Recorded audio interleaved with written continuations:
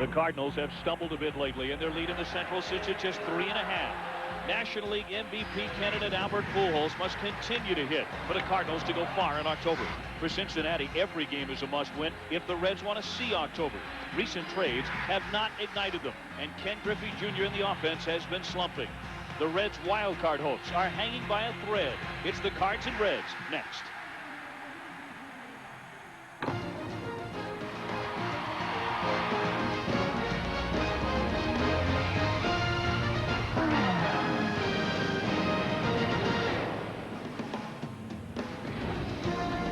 Tonight from Cinergy Field in Cincinnati, Jiffy Lube presents the first-place Cardinals against the third-place Reds, a Cincinnati team with fading hopes of catching the Cardinals. But in the Central Division, the Reds can see the Cardinals 7.5 in front with just over a month to play and simply must make up some ground right now if September is to be important for them at all. Hi, everybody. Welcome to Cincinnati. Dave O'Brien along with 8-time batting champion Tony Gwynn. Thanks so much for being with us. And, Tony, it's an important night for the St. Louis Cardinals. They may only have a 3.5-game lead in the division. That's tighter than they might want, but they get Garrett Stevenson back. This is a guy who won 16 games for them a couple of years ago, has only made a handful of starts this year because of a hamstring injury. Last year didn't pitch at all because of Tommy John surgery, but they get him back tonight. Yeah, and it's a big start for him tonight and Woody Williams tomorrow. With Matt Morris being on the DL, it's an opportunity for them to get their starters kind of in order going into September. And they would like for Stevenson and Woody Williams to kind of eat up some innings. So you're right, this is a very important start for the next 2 nights. Now for the Cincinnati Reds, it's Sean Estes, the left-hander who they acquired from the New York Mets to make starts, big outings just like tonight against the front-running St. Louis team. He won 19 games not long ago, but he's also a guy people are starting to wonder about, right? Yeah, and his biggest problem is that he's pitching behind. He's got to establish his fastball. He's got to work the fastball inside because that makes his breaking ball and his changeup a whole lot better. But his problem is when they brought him over here from the Mets, his job was going to be to get some of the left-handed hitters out like on this Cardinal team. But if he's working behind in the count, it really doesn't matter if they're left-handed or right-handed. If you're behind in the count, experienced hitters are still going to take advantage of that. You know, they got him for the stretch drive, but he is 7-15 in his career in the month of September. But it's a big start for both of them, Garrett Stevenson and for Sean Estes, and they tangle next, the front-running Cardinals against the number 3 Cincinnati Reds on Wednesday Night Baseball. ESPN2's Wednesday Night Baseball, presented by Jiffy Lube. Jiffy Lube, the well-oiled machine. And in part by MasterCard. There are some things money can't buy. For everything else, there's MasterCard. Hi, everyone. Matt Weiner back in our Wednesday Night Baseball studios. We'll get you out to the ball game in just a bit. Want to get you updated on the labor situation as it stands. And right now, not any significant progress. However, conspicuous in his absence thus far throughout these negotiations has been Baseball Commissioner Bud Selig. But Selig arrived about 4:45 p.m. Eastern Time in New York City. Didn't know a lot about the talks. More talks are scheduled this evening, but the players say they have no intention of budging on a strike date. Deadline's a deadline for a reason, and you know, we've had plenty of time up to this point to get something done. Hopefully we'll be able to continue what's been going on and go ahead and finish this thing off. But you know, if it comes down to it, there won't be an extension, no.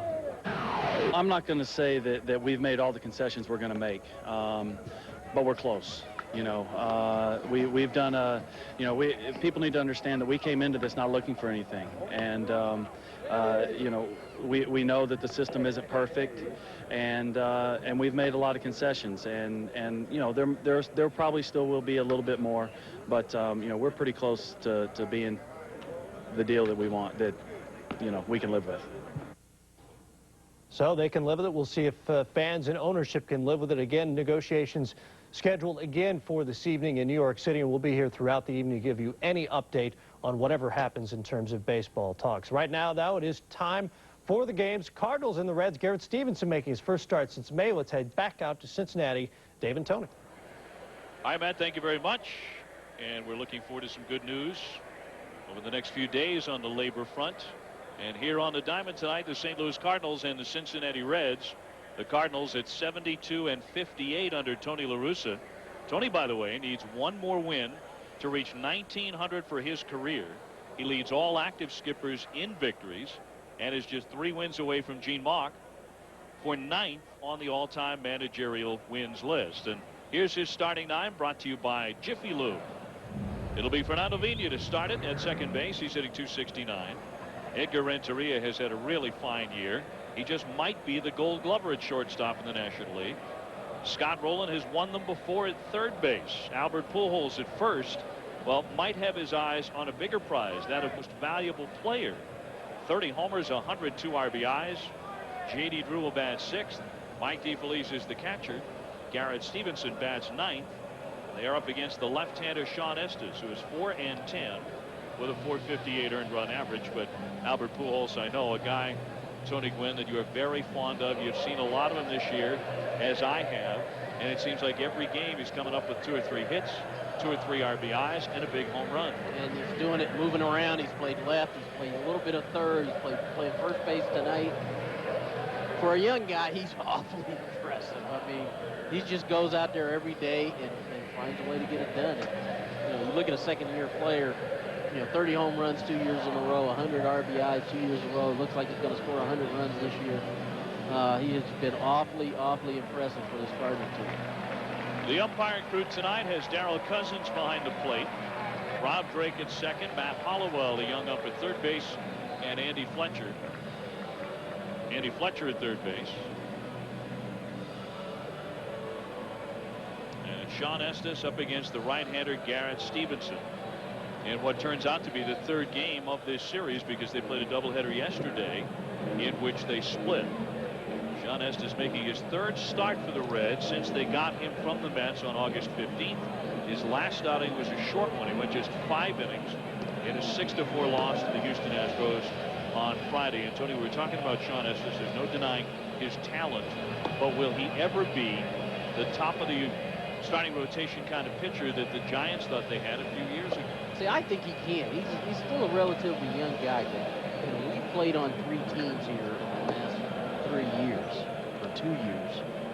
Some questions begin to be asked, and so when you look at his style of pitching, he's a fastball, curveball, changeup guy. He has to establish his fastball, and he's got to be able to pitch inside. Otherwise, the hitters are going to look out over the plate and try to take advantage of it.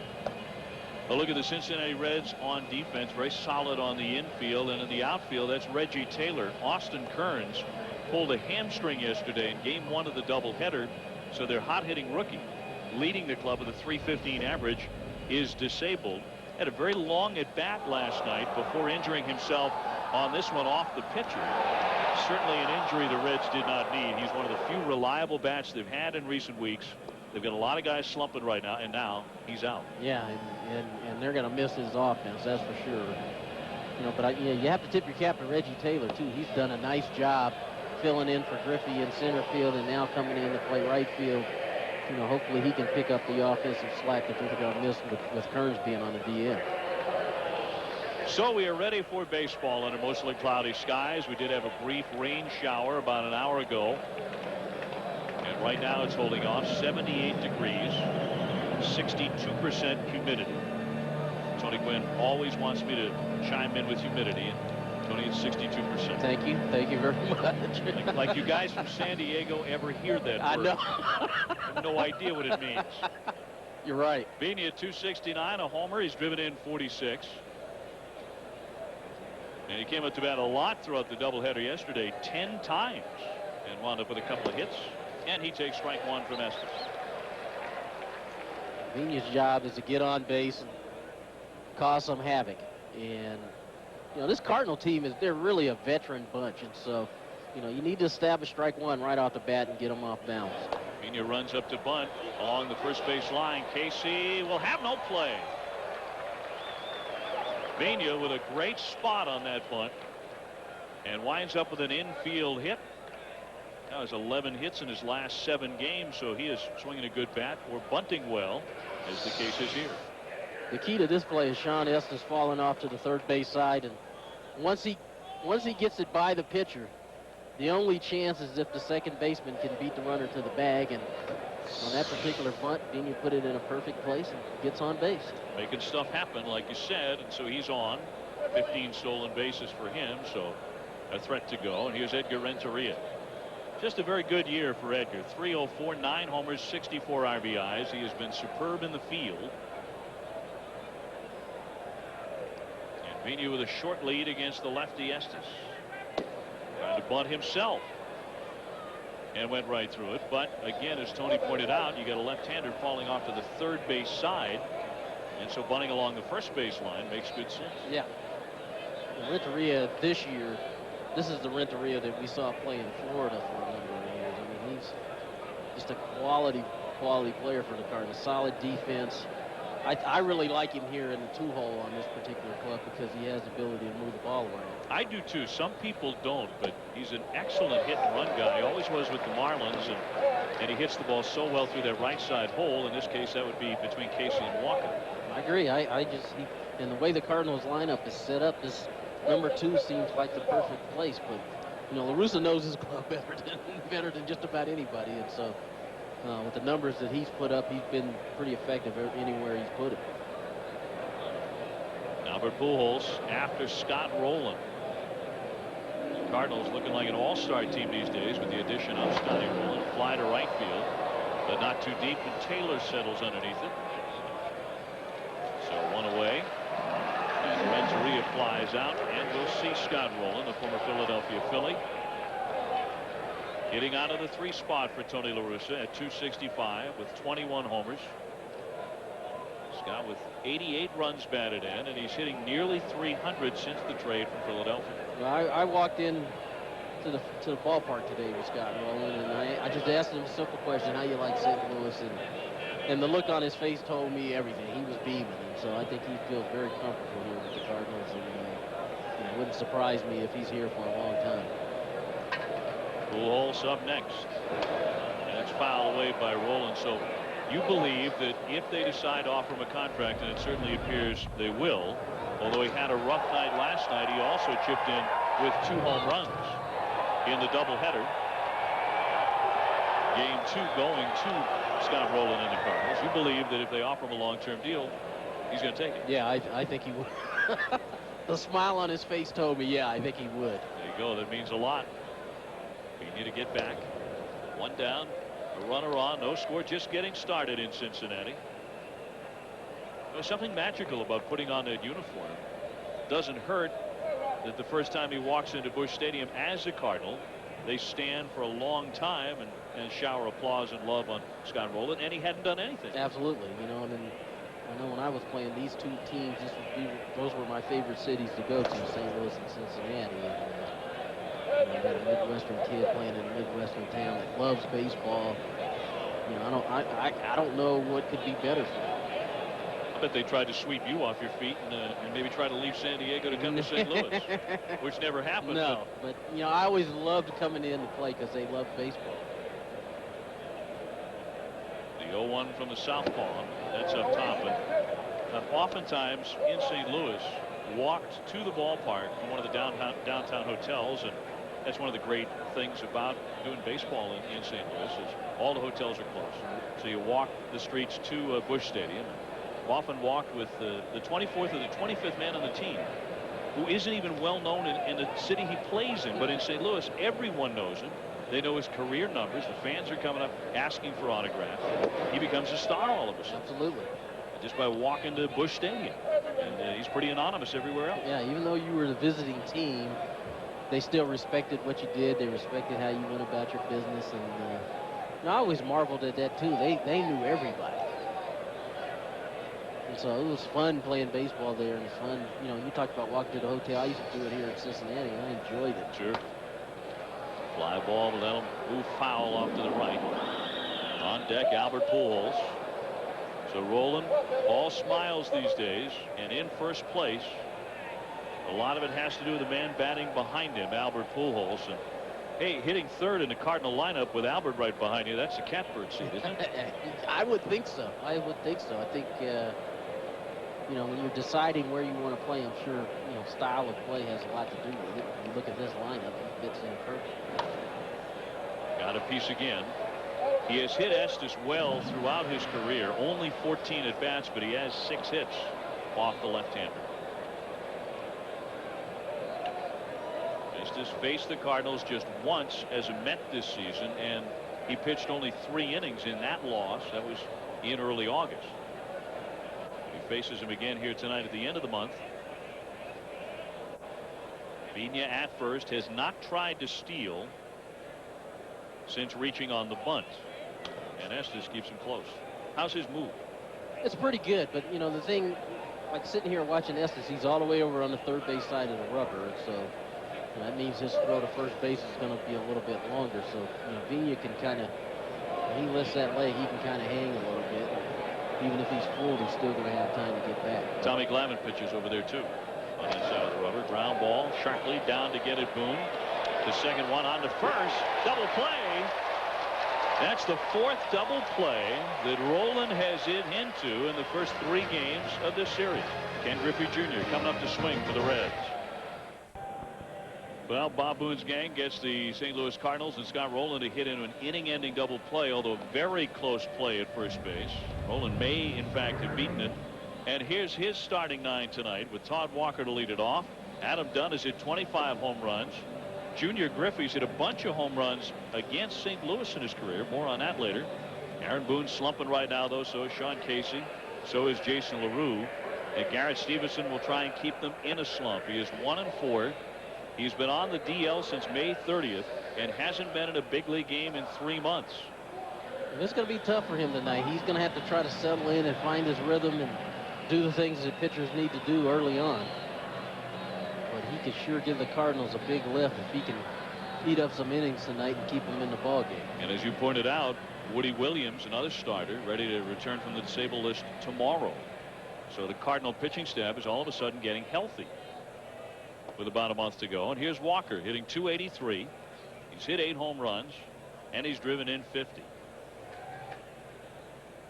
Stevenson, a very quick worker. And with rain in the air, that's a very good thing for us. Of course, did not pitch at all last year because of Tommy John surgery on that right elbow, and hasn't pitched a lot this year because of the hamstring injury. But they actually rushed him back a little early to replace Matt Morris, whose own hamstring injury put him on the disabled list recently. High fly left field, hit deep. Cairo back, looks like he has room to the track, and Walker flies out. One away in the first inning, and for St. Louis, here's how they look defensively. It's an exceptional infield, especially when Tino Martinez is playing first. It's Pujols tonight, but you got Scott Rolen over there as the Gold Glove third baseman. Vigna has already won a Gold Glove. Renteria might win it this year. Scott Rolen's got a fight on his hands, though, I think, with Vinny Castilla of Atlanta. Vinny is, yeah, he's one of the better third basemen, but Rolen's made 12 errors this season. Changing teams is not going to help him as far as the Gold Glove is concerned, but yeah, those two are 2 of the best ones. Adam Dunn at .267.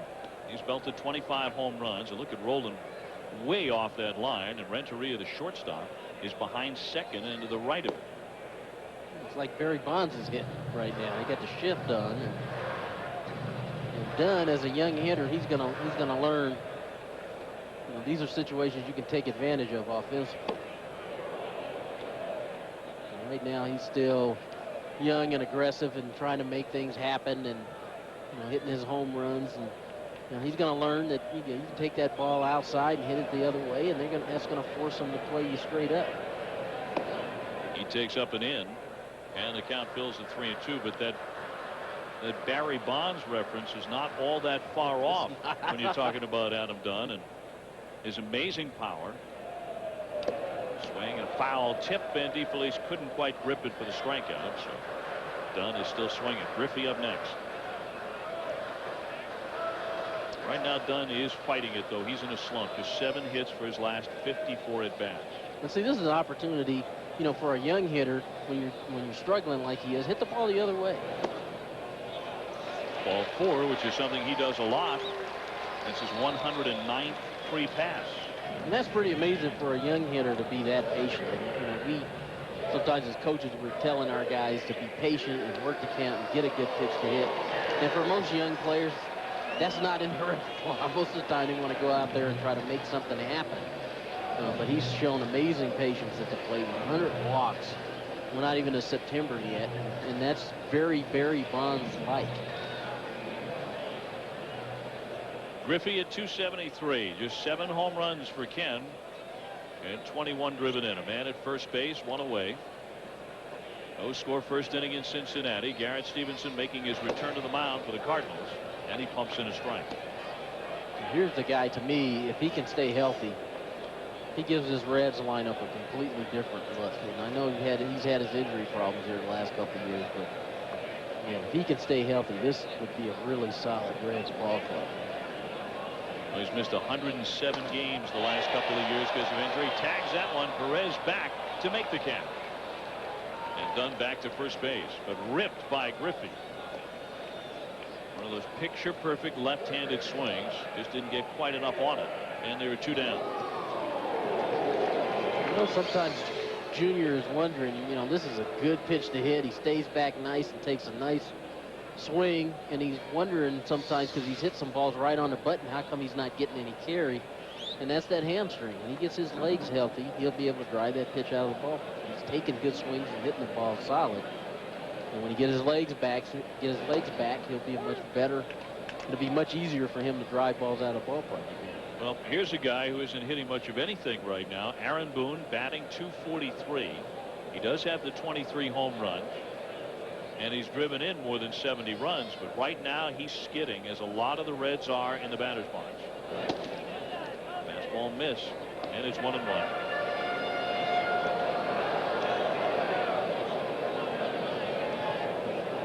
Just .218 in August after a very good month of July. Done at first. Stevenson gets into Squibbit. Fair ball collected by Pujols, and that's the end of the inning.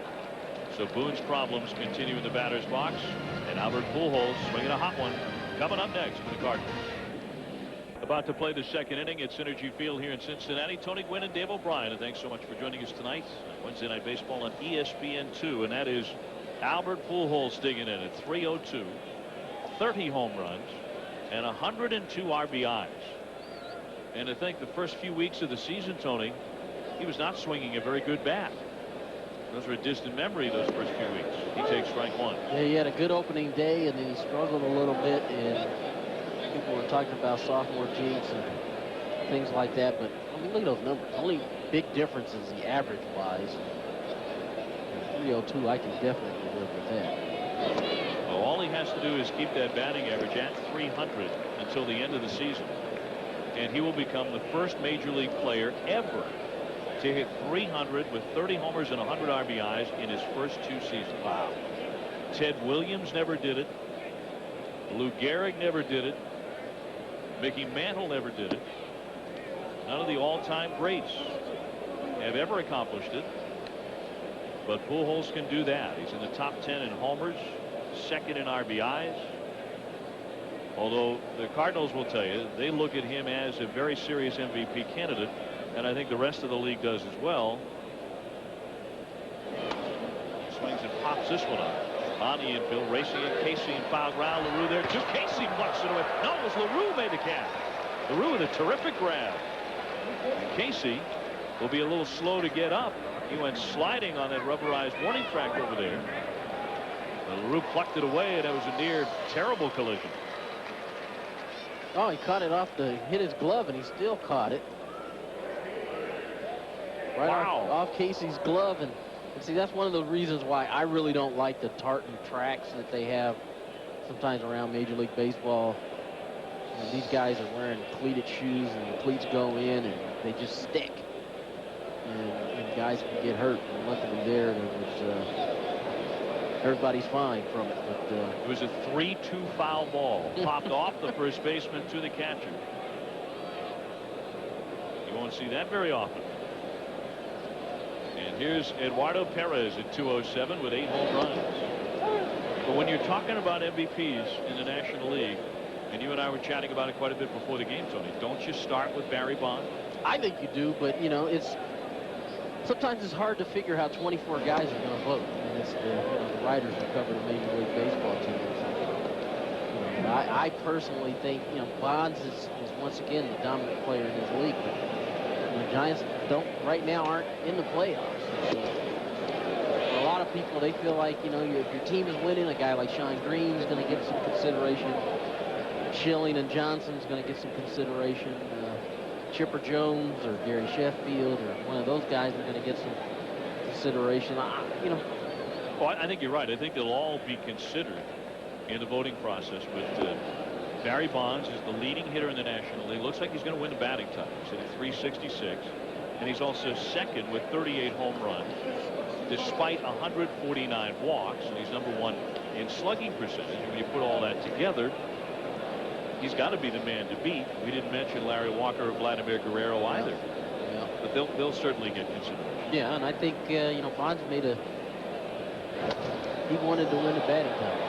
And this ball goes foul down the left field line. He wanted to win a batting title at some point in his career. And I remember telling him in Pittsburgh, man, the way you swing the bat, you can win one, you know. And his line back then was, you know, I can't get paid hitting single. Yeah. I can't get paid hitting single. Well, he's evolved into this hitter who last night, you know, hits 3 home runs and a double, swings the bat 6 times, hits 3 homers and a double. He's gotten to that point where he's that good. Swing and a miss, and Eduardo Perez is a strikeout victim. First one tonight is Sean Estes, and there are 2 gone. J.D. Drew next. And Estes is throwing well tonight. He's able to mix in the breaking ball. That's the changeup right there. And when he can do that, he's an effective pitcher. But it'll be interesting. I think it's going to be interesting in both leagues this year because I think you have guys having dominant years, and I don't know if it's going to be good enough for them to be the MVP. Will it be good enough for Alex Rodriguez, A-Rod, with the just incredible season he has had for an awful baseball team? And Drew gets hit by the pitch. Well, this is kind of amazing. Sean Estes makes J.D. Drew the 6th man he's hit with a pitch this year. Every one of them have been left-handed hitters. Well, not a single right-hand hitter, and that includes Roger Clemens. And I think the reason why is one of those things is here it is, up here. I think one of the reasons why he was working all the way on the third base side of the rubber, and his strong side of the plate is the outside corner to the right-hand hitter. And so for left-handed hitters, you know, that means he's going to come in on it. That didn't sound good at all. You could hear that all across the ballpark, and we'll see where it got him. It looked like it got him on the top of that hand. See, as a hitter, anytime you get hit on the hand, I mean, anything, it could be, you know, just a bruise to your knuckles or a broken bone in there. Or, yeah, talk to Jeff Bagwell. Yeah. And if your hands hurt, it's very difficult to be able to go up there and swing the bat. So, you know, they're going to check his hand and be thorough about it. Now, what is this stuff? And we see it all the time.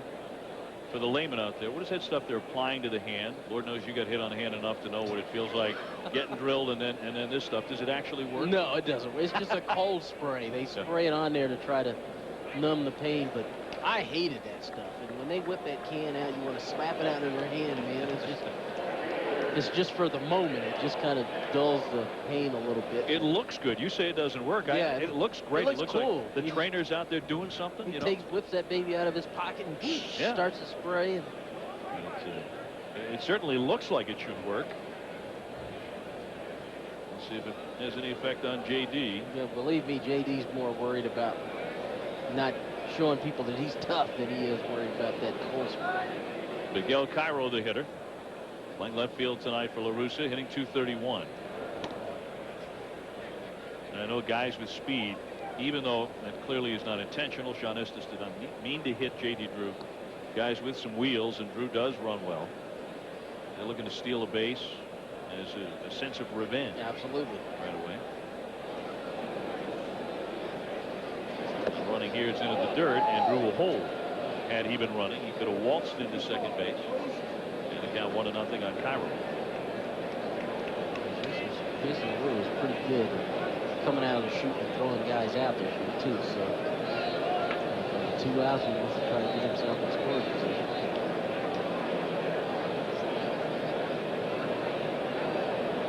The Cardinals with a 7.5 game lead over Cincinnati, just 3.5 over the Houston Astros in the Central Division. Holding It's 2-0. See, like we talked about a little bit in the open. You know, Estes' strong side of the plate's a right-hand hitter's way, and sooner or later, if you fall behind and you got to throw a strike, you know, hitters are going to be aggressive because you're going to be more in the middle of the plate. See there, 2-0, Cairo jumping out there. And this is a changeup. He's looking for something that he could possibly drive. So Estes sooner or later has got to establish his fastball inside the right-handed hitters. Otherwise, they're going to look out over the plate all day.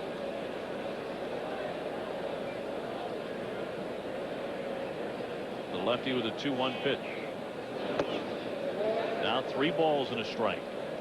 And if you're J.D. Drew, are you going here? You know, I don't think so. I think you go ahead and let Cairo swing the bat here. He's ahead in the count. Like I said, you got a catcher who can come out and shoot and throw. You don't want to run yourself right out of the inning. But now that I've said that, he probably will. Well, not a big lead off of first base, and he's staying put. And it's fouled off, so the count is filled.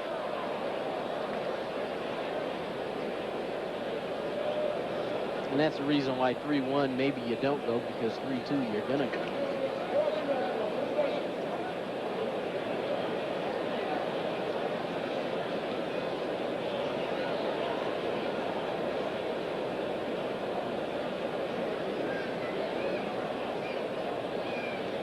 Estes takes a sign from LaRue, and now Casey not even holding the runner Drew at first base. He takes off.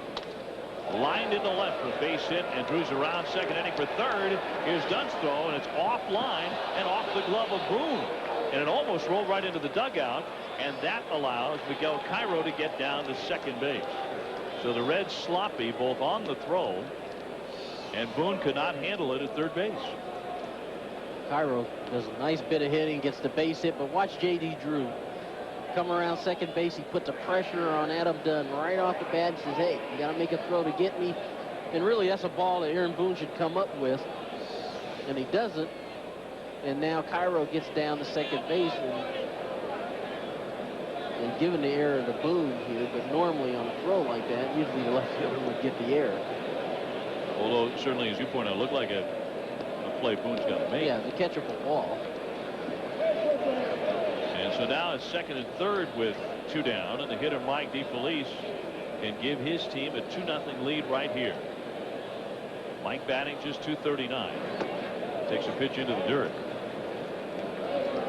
See, here's a situation where you really don't mind him nibbling because you've got the pitcher on deck. So, you know, if you can make a quality pitch and get DeFelice to chase it, he might could get out of the inning and then lead off the third with the pitcher spot. But if he doesn't bite, you got the pitcher on deck, you take your shot at him. That's across for a strike. DeFelice just .238 against lefties this year, so it really doesn't matter much to Mike right now. He is slumping against both lefties and righties. And this is the reason why in the National League, at least, the 8 spot is a tough spot to hit in a lot of times, because in situations like this with runners in scoring position, you're probably not going to get too much to hit. Missed that one in the count 1-2. Did you ever bat in the 8 spot even real early in your career? I did, and when my first year in the big leagues against left-handers, Dick Williams would stick me in the number 8 hole, and that was a lot of fun. that was a lot of fun to hit. You sound like you've gotten over it, Tony. You know, well, I did. You know, but it's like anything else. When you're a young player, you have to prove to people that you can handle left-handers, that you can do certain things. But it's an experience, because you never know when guys are going to come after you or when they're going to pitch around. Swing and a miss, and Estes strikes him out. A dig for LaRue, and he throws him out to complete the strikeout. So indeed, it will be Garrett Stevenson to lead off the following inning. Estes doing good work there, and Sean Casey will lead off for Cincinnati. In our Wednesday night baseball studios, want to get you updated on the labor situation. We told you earlier Bud Selig is in New York City tonight. However, ESPN.com's Jason Stark reports he is not at the negotiating table. They're in a consultation role or to okay any management changes to their side of those negotiations. So, guys, Bud Selig is there. He's not exactly on the front lines, so to speak. He's there if they need him, however. All right, Matt, thanks so much for the update, and we'll go back to the studio whenever it warrants it throughout our broadcast tonight. The Cardinals and the Reds, 0-0. Although the Cardinals had runners at second and third and 2 down with the number 8 hitter up there, and Sean Estes got out of it without allowing a run. Nice bit of pitching there in the bottom of the top of the inning. Going after DeFelice instead of pitching around him, and he got out of the inning. So Casey to lead off, and then it'll be Barry Larkin and Reggie Taylor here in the home half of the second for the Reds. Sean Casey's batting average way down at 263. And like Aaron Boone and Adam Dunn, he is slumping right now. Just 5 for his last 33. So a good time for him to see Garrett Stevenson as he pokes a single into center field. Taking 9 for 14 lifetime against the right-hander. Sometimes there's nothing like facing a guy you see the ball well off of to get you out of a rut.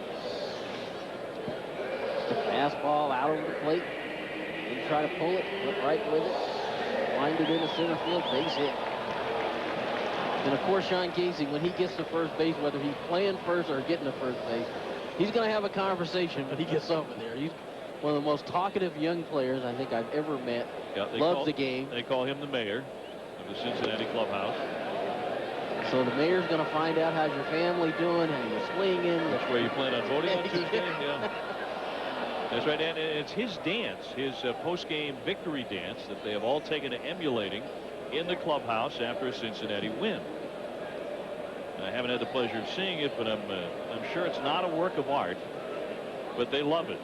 Here's Barry Larkin fouling one away. He's up to hitting 236 with 7 home runs.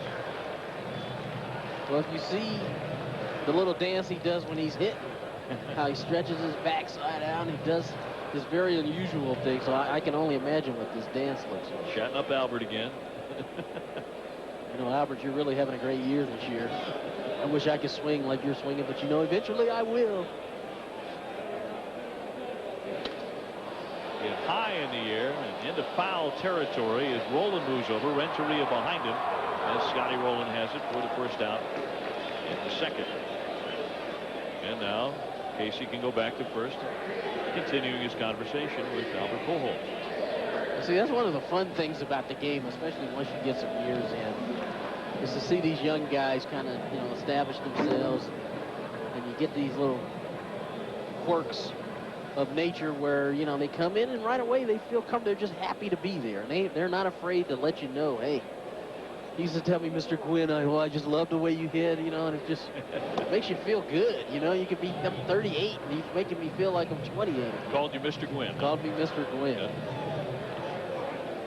Reggie Taylor at 265. He's hit 7 home runs, but 328 in his last 30 games. So with Kearns out of the lineup for a while with that hamstring injury, Taylor gets a chance to continue to hit like he's been hitting. It's 0-2 on him. Stevenson doesn't look like he's laboring out there at all. He's mixing his pitches up. Pretty much has been in the strike zone. 1-4 record, but they haven't had him on the mound since the end of May because of a hamstring injury. Boy, there have been more hamstring injuries in Major League Baseball this year. Just ask the San Francisco Giants outfield. Yeah. Than any time I can remember. I saw something today that I'd never seen. The Cincinnati Reds were all out on the field stretching with those rubber bands that they use to get loose. And every player had his own rubber band. And that was to help get your hamstrings loose and get your legs loose. And there's Austin Kearns. He just hurt his hamstring yesterday. You commented that it was very pleasing to see all of the Cincinnati Reds stretching at the same time. All together. Normally, during the season, the pitchers do one thing and the everyday players do something else. In there for strike 3 as Taylor's caught admiring the pitch. First strikeout for Stevenson. 2 away. This is a good fastball that starts in and runs back out over the heart of the plate. DeFelice does a nice job framing it. And when that happens to you once, you make a little mental note. Okay, he's going to throw a fastball inside and he's going to run back. And next time, hopefully, you'll be ready. Jason LaRue takes a strike, batting .237, 8 home runs. A lot of these batting averages on the low side for Cincinnati, but that's a fairly recent phenomenon because they have so many guys skidding at the same time. LaRue is one of them. Just 4 hits in his last 24 trips.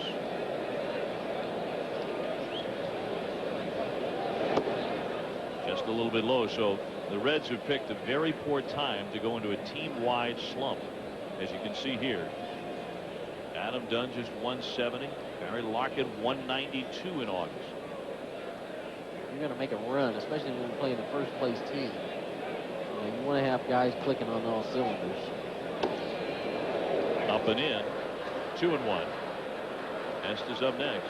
If we get that far, 2 down and a man at first for the Reds.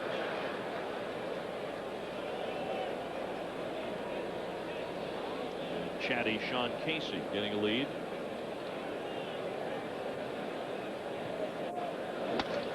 Raked foul as LaRue got around on it a little too quick. 2-2. The Reds have only pitched 1 complete game all year, and LaRue caught that. That was in July when Chris Richmond pitched a complete game against the Milwaukee Brewers. Just won the entire season. That hit it. He gets drilled by the pitch. So each side has suffered a hit batsman. And now LaRue will be attended to. He'll take first base. That moves Casey down to second.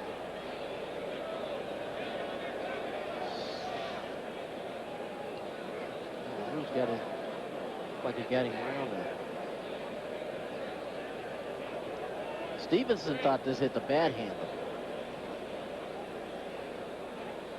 Because he's pointing right away. Hey, that hit the handle. That hit the knob. See if you can see it here. I think he's right. I think it did hit the knob. So they may have gotten away with one there. LaRue did a nice job of selling it. Hey, it hit me on the hand. Doesn't seem to be in a lot of pain over there. Well, he's gotten good at it. That's the 12th time this season he's been plunked, and that leads the Reds. Sean Estes takes a ball. The Reds as a team have a lot of guys who sit out right on top of that plate. They get hit often. He had his back foot right on the inside corner of that white line. And this is not a bad hitting pitcher. Stevenson falls behind on him, 2-0. Sean, one of those lefties who bats right-handed. He's not a true left-hander. Can't be a true lefty. True left-hander only does things with his left hand. Do everything left-handed. Exactly right. You right lefty as well. I do everything. Left-hander, I can't kick a ball left-footed, play golf left-handed. That's a true left. Tony La Russa not too happy with his right-hander at the moment. He has gone to 3-0 on the pitcher, and one more outside the zone loads up the bases for Todd Walker. I'm sure Stevenson will be watched very closely. He's the first bit of trouble that he's been in. Well, he's been out nearly 3 full months. Comes back with a strike, 3-1.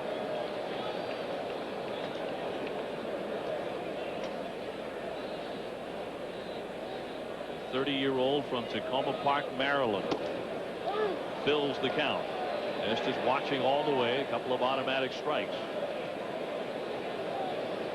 And it appears Garrett Stevenson is locked in again, going for the strikeout. The runners go, and it is fouled off. Just a piece for Sean Estes. And the advantage here is that the runners will be going. If he can get a ball through the infield, he's going to give himself a lead tonight. In 2000, his last healthy season, he won 16 games. And so Stevenson has been a big winner.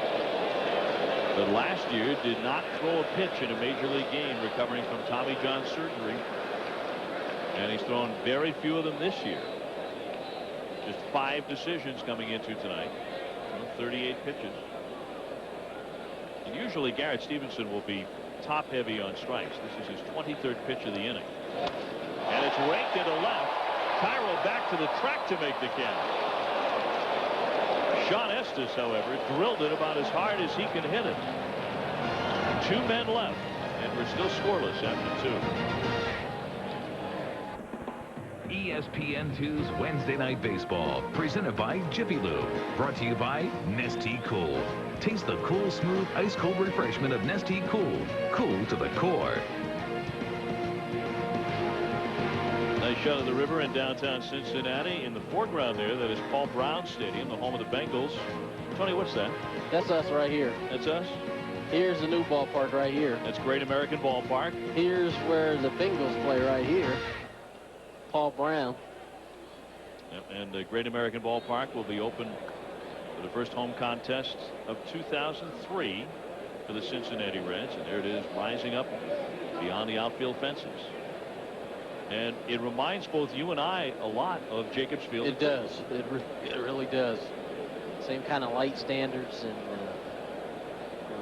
breakout in front. Yep, going to be beautiful. Garrett Stevenson looks at a strike. He is 0 for 8 on the year. And then it's Fernando Vina and Edgar Renteria on to the third. Tony Gwynn, Dave O'Brien from Cincinnati, the home of the Reds.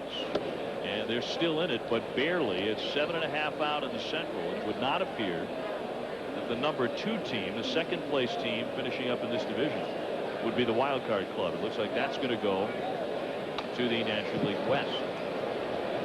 That's if unless one of these teams gets hot. If Houston or Cincinnati can get hot, both of the teams in the West struggle a little bit because they're going to be banging heads against each other. Reds have fallen 1 game under 500. After splitting the twin bill yesterday. Really got to give Houston a lot of credit too, because they were under 500 for a while and they've come on like gangbusters. They're 7 games over, with 6.5 behind in the wild card. Now the Cardinals are scheduled to face the Houston Astros 6 more times, all in September. The last 3 at home, September 20th, 21st, and 22nd. One thing about Tony La Russa's teams, they usually play very well in September. They're 36 and 14 in September the last 2 years. Only the A's are better in all of baseball. In there for strike 3. So 1 down. We were talking about Great American Ballpark, which is actually ahead of schedule and under budget from what I'm told. And that's a look from inside, obviously before the grass has been set down and everything. That's looking toward home plate in the outfield. And those light standards, which look a lot like the lights at Jacobs Field, which are pretty unique. So it's going to be a very, very nice place to play. It's like a very nice ballpark. Good seating, good views. You know, right by the water. A lot of stadiums going up here in Cincinnati, huh? Yeah, you know, when they showed the aerial shot, it's kind of unusual to see 3 ballparks right, you know, almost on the same block. Yep. The Bengals home also brand new. Fernando Vina bunted his way on the first time, so he's 1 for 1. So Vina has now reached base in 29 consecutive games. You love to hear that when you're talking about your leadoff man. To Cross, and it's 1-2. Yeah, the firepower the Cardinals have in the middle of their lineup. The more he can get on the base, the more they're going to help the Cardinals. More he's going to help the Cardinals. And with this guy batting behind him, that's going to give those guys, the 3 or 4 or 5 guys, opportunities to drive in runs, and that's what you want. Their first 4 all very tough outs in tonight's lineup. Vina, Renteria, Roland, Pujols. Tino Martinez relaxing tonight with a lefty going.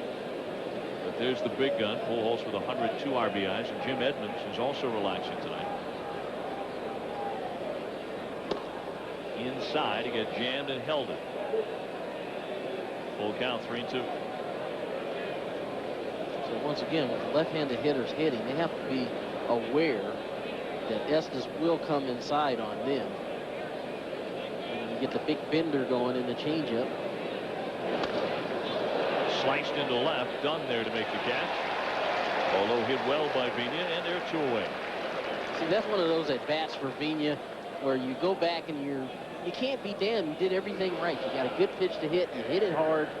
They happen to be playing right where you hit it. And really, you should go back to the bench and feel good about the fact that, hey, you accomplished what you set out to do. You wanted to hit a ball hard. Just happened to be right at the left fielder. But hitters will be hitters. You want to hit every time you go up there. And so, you know, looking at him, looking at his body language, I think, yeah, he hit it hard, but he would rather have the hit. Renteria 0 for 1. Svenia gets ready to take up his defensive position. That's the courtesy love the guys give you. Hey, when you hit it, when it's Courtesy love. Yeah.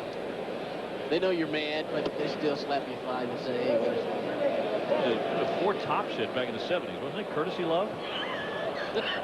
Weren't we dancing to that back in 1976, Tony? Maybe so. Maybe so. Maybe not Svenia in this case, but he's 1 for 2 tonight. Up the middle, down to get it, Larkin. Sure-handed as ever, and he throws out Edgar Renteria. It's a 1-2-3 frame. We're going to see Ken Griffey Jr. to bat in the next inning for Cincinnati. We're playing the bottom of the 3rd inning here. 0-0 in Cincinnati. And tomorrow, ESPN has Major League Baseball's only national afternoon telecast. With the postseason approaching, 2 division leaders meet as Ichiro and the Mariners will visit Torrey Hunter and the Minnesota Twins at 1 o'clock Eastern. Thursday afternoon baseball on ESPN. By the way, we will have in-game highlights from other afternoon games and any news from labor negotiations in New York as well. Todd Walker leading off. He is 0 for 1, having flied to left. Walker's been a good hitter throughout his career. Came in hitting .283. His season started cold. He hit just over 200 in the first 5 weeks, but in the last 95 games, he's hitting over 300. And that includes 3 4-hit games for Todd Walker. He's been a good hitter wherever he's been. I'm kind of surprised he's changed teams. And he gets hit by that pitch and becomes the 3rd hit batsman in the game. And there's the warning from Darrell Cousins as he warns the Cardinal bench, the Cincinnati bench, and now everyone's been warned. No reaction at all from Bob Boone or Don Gullett. This is not atypical of a St. Louis Cardinal game when we see someone get hit by a pitch. Because Tony La Russa out to discuss. No, he's changing his mind. He's going to go back in.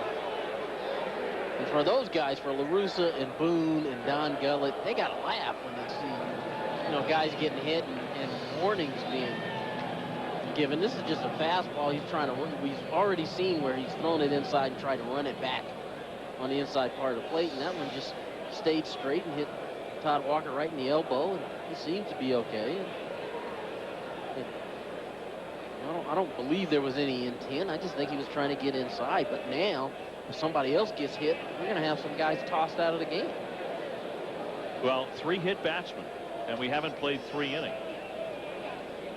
So now Stevenson and Estes have to be very careful. And we'll see if it affects the way they pitch. J.D. Drew is hit by a pitch, the Cardinal. And now Todd Walker and Jason LaRue, the Reds, have both been drilled. It's really probably has more of an effect on Stevenson because he likes to throw that fastball in and run it back. Where with Estes, it's only going to affect him against left-handed hitters. Well, like Sean Estes needs to be involved in another hit batsman controversy after what he went through as a New York Met in that Yankee fiasco with Roger Clemens. Yeah. Adam Dunn lifts this one back toward the screen, but out of play. He walked his first time. And Dunn now with 109 bases on balls. It's the most by a Cincinnati Red since Joe Morgan walked 117 times in 1977. Joe Morgan, Mr. Sunday Night on ESPN, with 132 walks in 1975. And one of the great second basemen ever. Knew how to take a pitch and be patient in that batter's box. 132 walks is the club record. Now, if the season is not interrupted by a player's strike, Adam Dunn would have a chance to reach it. Yeah, he would. 132 walks. That's when Joe Morgan was the man in Major League Baseball. big man on the big red machine. Up high on the count 3-2, so done with another long count. Boy, he sees a lot of pitches up there. And that's why I think eventually he will cut down on his strikeouts. And his power numbers and batting average will go up because he sees a lot of pitches. So when you see this shift, Rich Rios playing right behind the bag at second. Runner goes, and it's foul off down the left field line. Dunn will strike out frequently, 139 times this season. You just don't see many guys who pile up high walk totals, but also high strikeout totals at the same time. That's absolutely right. And as his knowledge grows of facing these pitchers, he'll get better. He'll cut down on the strikeouts. His walks will continue to be the same. And when you see a shift like this, he'll take advantage of it. He'll have the, I think he'll have the ability to hit the ball the other way. Again, the runner goes. It is hit right into the shift. Roland to Renteria on the first double play. So they turn two, and let's check in with Matt Weiner in the studio. Matt. All right, Dave, not so far from you. It's Cleveland and the Detroit Tigers tonight. Jim told me one of the few bright spots for the Tribe at this point in the season. Number 40 on the year makes him the first Indian to have 3 40-homer seasons, and it's a 1-1 game. Jim Thome still hammering away, isn't he? It's Alex Rodriguez with 47 to lead the American League, but now 40 for the Cleveland Indians. Look. Bangers in the middle with those 5 guys right there. That's, they're all American League guys. And how about the second baseman, Alfonso Soriano, in that mix? He's had a marvelous year this year. There's no question about it. 30-30 guy, 100 runs. He's another guy that as he gets more knowledge of the pitchers, he's going to do some serious damage. We were talking about MVP and Alex Rodriguez being a strong possibility, but Alfonso Soriano may be the man to beat right now. I think in a lot of guys' minds, he is the man to beat, and that's not taking anything away from A-Rod or Giambi or Tejada. But Soriano, I think, has just come out of the blue and surprised a lot of people with his power and his ability to lead off and steal bases and score runs. He's going to get better as a second baseman. 2-1 to Griffey, hit high and deep to left field, but Cairo back all the way to the wall to leap and make the catch. A marvelous play and making hard contact with the fence, but he held on to the baseball. Miguel Cairo robbing Ken Griffey Jr. of an extra base hit. A little slow to get up, and here's why. An unfriendly meeting with the fence, but well done by Cairo. Made a nice play, and see, this is legitimate love right here, where they come in and, hey, they get up off the seat and high five you, say, hey, nice play. Like what Mama gives you, legitimate love. That's right. That was worthy. That was a worthy play to get up off the bench and shake his hand. Griff hit that ball real good, but again, that's a ball that when he's got healthy legs, he's going to hit at it. Scott Rowland takes a ball. He hit into a double play in the first inning. Scotty with a star-crossed day and night in yesterday's doubleheader. In the first game, he belted a home run, but he also hit into 3 double plays, leaving 7 men on base. And he made a throwing error. Boone stays down and throws out Rowland, but he also hit 2 home runs in the twin bill. But in the first game, with men on base 3 times, he hit into a double play. That one started by Aaron Boone and around the horn. The next one up the middle. Boone steps and throws to the twin killing. And then on this high chopper into a 5-3. And he hit into a 5-4-3 double play in his first at bat tonight. Yeah. The last one yesterday, the runners were going, trying to stay out of the double play. And he hits it right down the line. Boone stretches, catches the ball with his foot on the bag and turns the double play. And sometimes you get in those runs where you're hitting double plays and you're wondering, yeah, maybe I should just go up here and bunt. And yet you said, as Pujols fans, that you walked in today to the ballpark with Scott Rowland, and he was all smiles, obviously very happy about being in a Cardinal uniform and part of a winning situation, which he was not in Philadelphia. And yet, maybe it's exactly that kind of thing that rubbed Larry Bowa the wrong way. Maybe so. This is a guy who hit into 3 double plays yesterday. And yet, he feels all right about it. And I happen to think Scott Rowland just has his head screwed on straight. I mean, he knows there's still 5 weeks to go. He's going to bat 500 or 600 times. He's going to hit into a few double plays. The thing about him, he plays the game the way it's supposed to be played. He plays hard. Sure. Bases, runs ground balls out. Every time. Tries to pick up an extra 90 feet. You know, I don't think anybody who's played the game and watched this young man play the game is going to question his heart and his desire to be the best that he can be. But and a delightful guy to be around, a thorough professional. But obviously he and Larry Bowa just on different wavelengths and saw the game differently in that respect. Wolves taking ball forward. Rolling 0 for 2 so far tonight. But he'll get more chances. Eduardo Perez 0 for 1. He whiffed in the second inning. Nothing here. Both pitchers have had pretty good stuff. Garrett Stevenson making his return to the mound for the first time since May. And Sean Estes has allowed just a couple of Cardinal hits. So a total of 3 hits on the scoreboard for the two teams combined. That's exactly how many hit batsmen we've had in the game.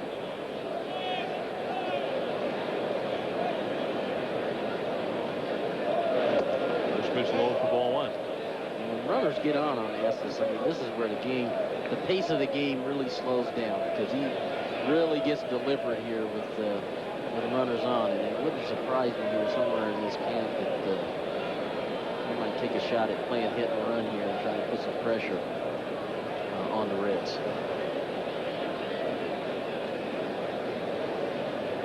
Runner holding, and it's low again, 2-0. And J.D. Drew is up next.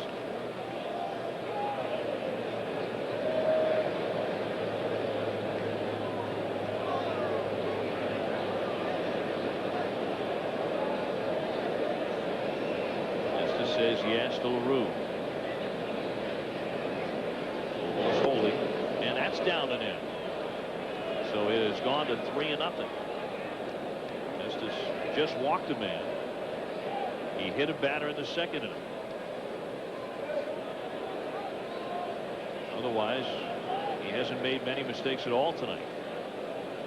He's been quite sharp. Knee high for a strike, and it's 3-1. See, sometimes you see a guy 3-0 just, you know, rear back and throw one right down the middle for a strike, and you wonder how come you can't do that, you know, more often. But you know, here's the big pitch now. Okay, you took one. It's 3-1. You've been pretty much working everybody away. You hadn't thrown anything inside. Low again, so he misses for ball 4. That'll put runners at first and second. And creates a scoring chance. It'll also bring out Don Gullen. Don Gullen in a position, and Bob Boone the same thing, where they're really starting to get to know Sean Estes. Just acquired on August 15th from the New York Mets, so it's going to take some time. See, these are the type of things that drive pitching coaches and managers crazy, where, you know, you got 2 guys on and they didn't swing the bat to get there.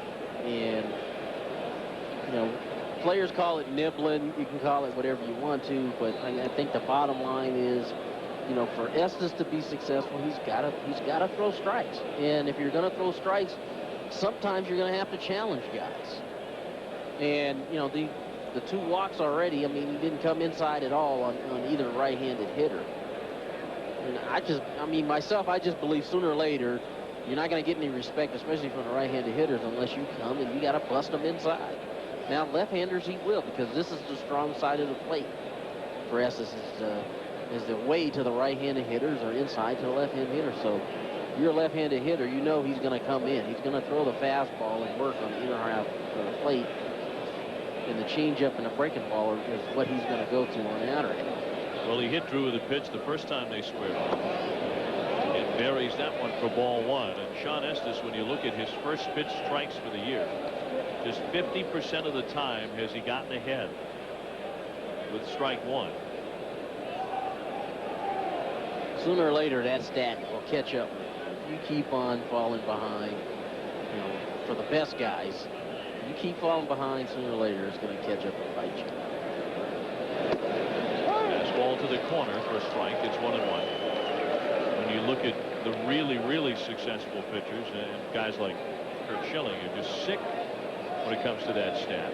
over 70% of the time he throws strike one with that first pitch. But the really successful guys do it so often. Ground ball hit hard but foul. And so the left-hander in front of the left-hand hitter, 1-2. So even though he threw like a little cut fastball for a strike to Drew, he came inside that time and he was out in front of him, folded foul. And so guys they've done their homework over on the Cardinals side. They're trying to be selective, they're trying to wait him out. And the other thing that happens to you when you don't throw a first pitch strike is either you get hit hard or the pitch count gets up there a whole lot quicker than you'd like it to be. Pujols and Perez get their leads. Who smacks it toward the alley. Here comes Pujols rounding third. He'll score. It's picked up by Taylor. And into third moves Perez. A long single for J.D. Drew, but it produces the first run of the ball game. And the Cardinals get it. They're ahead 1-0. RBI number 45 for J.D. Drew. This is just a big breaking ball. Drew holds his ground nicely and just kind of serves it in the right center field. You saw him go forward just a little bit, but he kept his hands back and just served it in the right center field and gives the Cardinals the lead.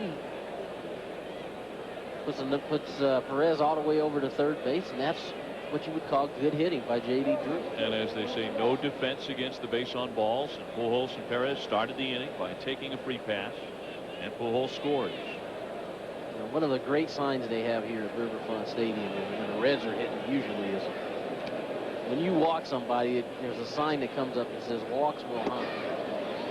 And in the big league game, I said earlier, you know, pitching coaches and managers cringe when guys are on base and they haven't swung the bat, and that's what happens. Well, Estes did not make the number 4 and 5 hitters swing the bat. So Drew bites him with an RBI hit. Runners on the corners and 1 down. Miguel Cairo in the batter's box, and he has one of just 3 hits offensively. It's a second inning single.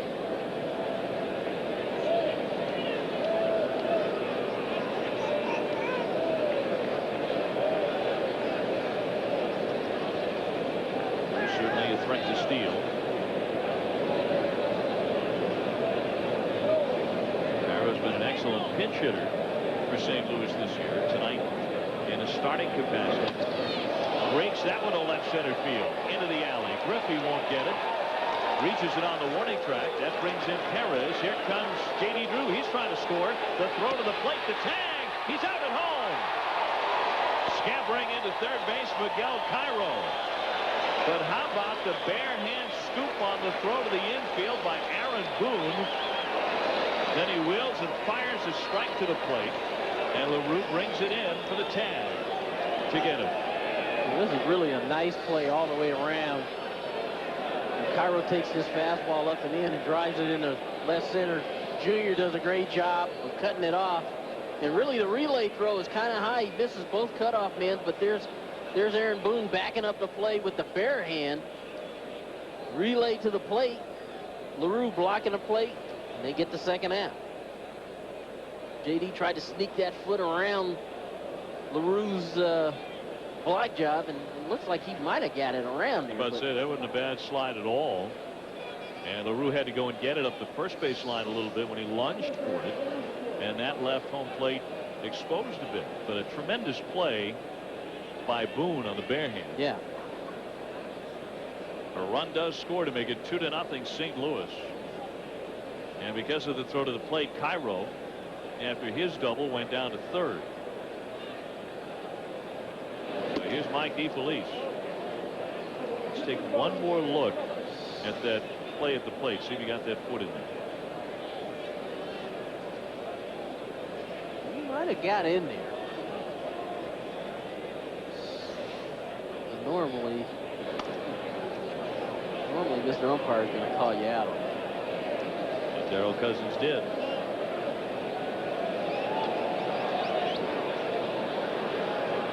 Drew nailed at the plate.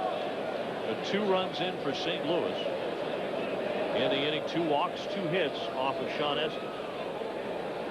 He's thrown a lot of pitches in this inning, 21 of them. of the walks are the ones that score. DeFelice 0 for 1. He struck out in the second. And that's a strike to him.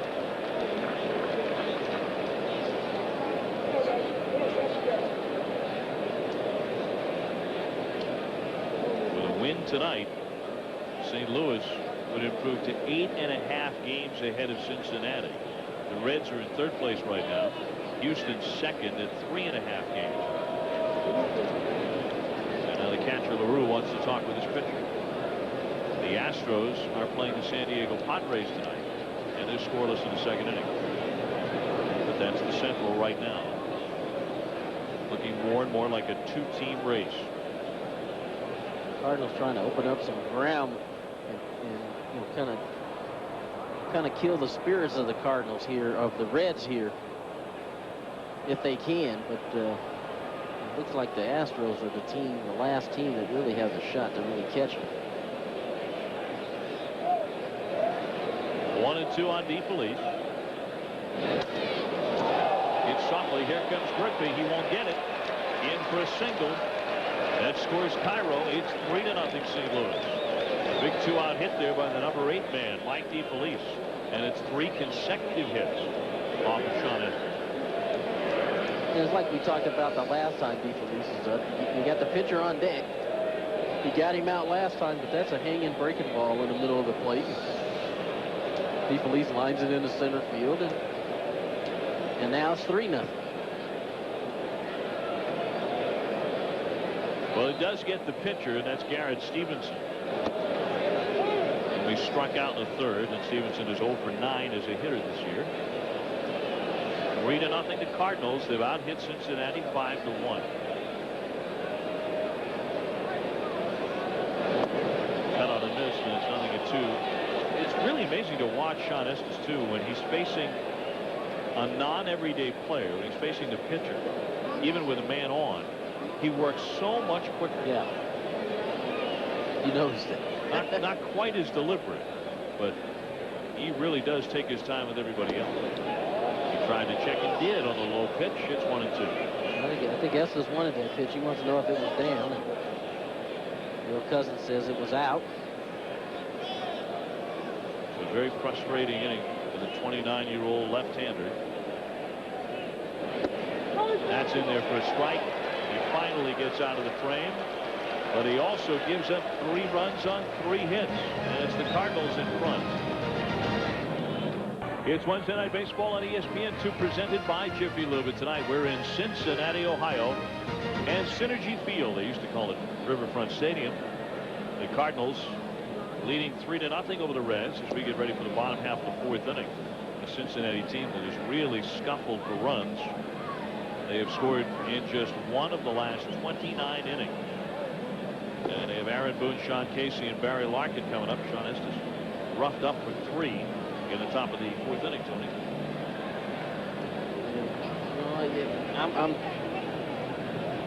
When you're not scoring any runs, that makes it tough, too. But, I think the biggest problem in the last inning is the walks. It's falling behind hitters, and you got to go after guys aggressively in this league. And sometimes you get in trouble trying to nibble, and 2 of the 3 runs were on base because of walks, and then good hitting put the runs on the board. And so now with the Reds offense struggling to put runs on the board, now it becomes even tougher for them to get themselves back into the game. Yeah, the Reds just look like a team that about a week from now we're not going to be mentioning them as a team in a playoff race.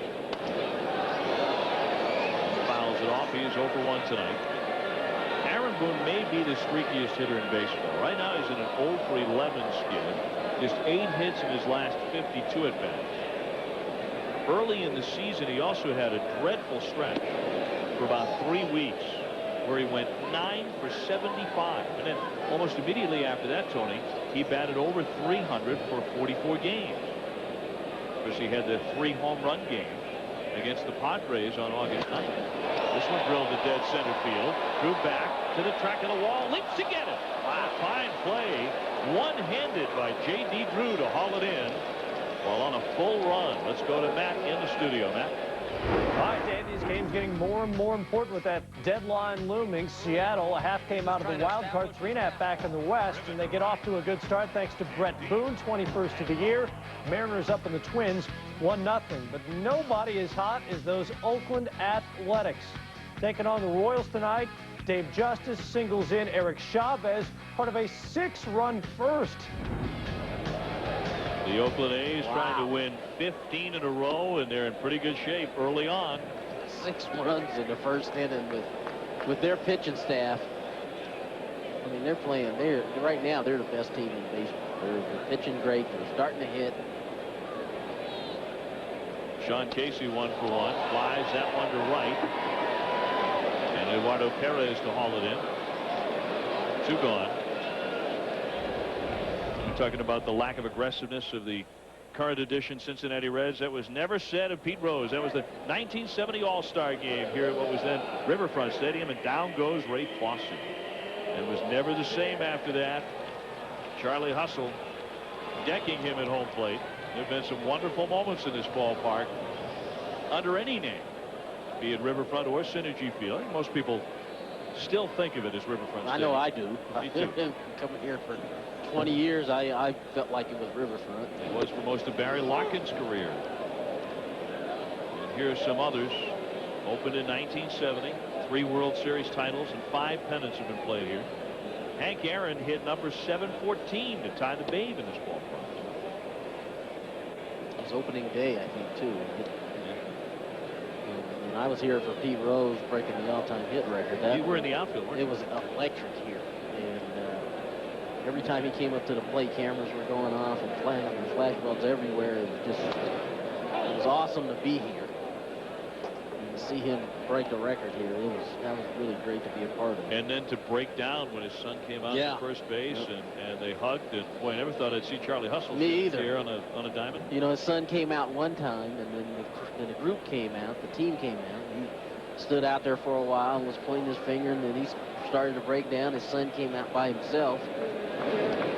Into the dirt on Larkin. You know, you've been in so many terrific moments on the field, and here's one where you were in right field. That was off Eric Shaw. This is Pete Rose setting the all-time career hit record, breaking Ty Cobb's mark. Yeah, I remember standing out in right field, and I put my glove in my back pocket, and I just was giving him a standing ovation like everybody else. I mean, it was an electric moment. Man, there were 2 guys on the field that night who collectively had over 7,000 major league hits by the end of their careers. That's amazing. Well, you know, that night it was it was about 4,500, I think, you know, but it was, you know, you're right. I've been fortunate to be in the right place at the right time for a lot of things. Larkin takes ball forward. Let's send it back to the studio right now. Matt Weiner, productive man. All right, Dave, Jim Thome having himself some moments tonight up the road in Cleveland. We showed you home run number 40 on the season. I'm doing the math now, and I'm thinking that's home run number 41. His 4th multi-homer game of the season. Tribe up 2-1 in the 7th. Hi, Matt. Thank you very much. Reggie Taylor about to hit. Barry Larkin just took ball 4, and talking with Tony Gwynn about some of the moments you've been on the field for. And the other one that comes to mind immediately, aside from your own 3,000th hit, was the All-Star game in Boston. Fenway, yeah. When Ted Williams was there. That's the best moment I think I've ever been a part of. Wow. Talk about electric. Line drive base hit by Taylor. Larkin to move to second base as it's gobbled up by Eduardo Perez. And so that'll put runners at first and second. Dave O'Brien and Tony Gwynn, as the Reds try and show a little bit of life here, trying to bust out of some obvious doldrums with the bat. And this is a team that Garrett Stevenson has been feasting on tonight, a team in a slump. Yeah, and you know, now they get a rally going, and it's 2 outs, so somebody's going to have to get a big hit for them to put runs on the board. And another one of the guys who have been struggling, Jason LaRue, comes up to the plate. So the Reds have been awful with runners in scoring position this season. They're batting .235. Not a single player hitting over .268. And that's just about as bad as it gets. But there are teams in the American League that are a little lower, but nobody in the National League. You know, runners in scoring position. And that's a subject that we talk about guys in scoring position. But, you know, sometimes I love that phrase, situational hitting, because there are times where you have to go up to the plate and you have to set up the big inning by having good situational hitting. And so, you know, the Cardinals had it in the last half of the inning. They had great situational hitting, guys in scoring position, guys doing the job, getting the big hit. You got a 2-out hit to drive in the 3rd run. And when you're struggling, it seems like every time you're coming up there, you got a situation where guys are in scoring position with 2 outs, so somebody has to get the big hit. But there are times in the game where you got a situational hit to try to put yourself in a situation where you can score, or you can knock in guys with, you know, have opportunities with guys in scoring position. I hear hitters in spots like this, when they fail to come through, say, well, I just tried to do too much. You know, I tried to take on too much of the responsibility, hit a 3-run homer, where a base hit here is going to pick up a run. Absolutely. And get you to 3-1 anyway. Yep. Because there's still plenty of time. You're only in the bottom of the 4th inning, so a run right here could be huge later on. LaRue hit by a pitch, his first time in the box. So Stevenson has to be smart here too, because he's got the pitcher on deck. And even though the last time Estes came up to the plate, he hit a ball to the warning track that Cairo caught out there. You'd much rather take your chances with Estes. Well, and that is true. The Reds have hit some shots tonight. 4 times they've hit a deep ball off of Garrett Stevenson that was caught. Yeah. And that includes Ken Griffey Jr. a couple of times. Cairo robbing Griffey up against the left field fence. And so sometimes it's like we were talking about with Fernando Vina. You go up to the plate and you do things right and you hit the ball right on the screws. And, you know, you get upset because you didn't get the job done, but really sometimes that's how you get things going back in the other direction, where you're doing things right, where you're getting a big hit. It's just by going up to the plate and trying to do things right. Well, Stevenson walks LaRue, his 2nd free pass in the inning. That'll bring out Dave Duncan. The bases are loaded up, although the pitcher is about to swing. And so less urgency to this mound meeting than if it were, say, Ken Griffey Jr. due up. But the bases are loaded nonetheless. So Estes has a chance to help himself here. And like I said, last time up, he hit the ball right on the button. But with 2 outs now, you're going to have to get a hit. You're going to have to get a hit to get your team back in the ballgame. Well, there's Steve Klein warming up in the bullpen, a guy who throughout his career has been used in about every conceivable situation. And because Garrett Stevenson, who has thrown 69 pitches, has not pitched in a big league game since the 30th of May, they're watching him very closely. Now, Sean Estes has hit a home run this year. But I think if you're Sean Estes, you're hoping that he stays a little wild. He's walked 3 and he's hit 2 batters. Bases loaded. Larkin, Taylor, and LaRue get their leads. 3-0 St. Louis. Good chance for Cincinnati to jump back in it, but the timing isn't very good with the number 9 hitter on. It isn't, but stranger things have happened. You know, Estes, I'm sure, remembers how the first 2 runs scored. Sometimes you get a chance to help yourself. Maybe you can get it done himself. Stevenson steps off. E&D Police couldn't hook up on what to pitch on 1-1. And now fires in. And right down the chute. It's 1-2.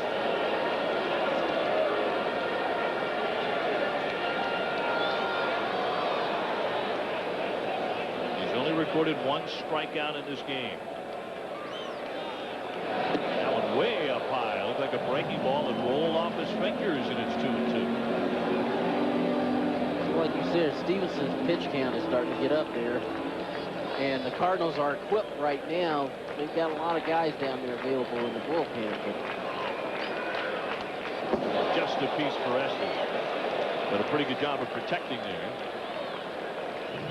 At 86 miles per hour, not a guy who throws very hard at all.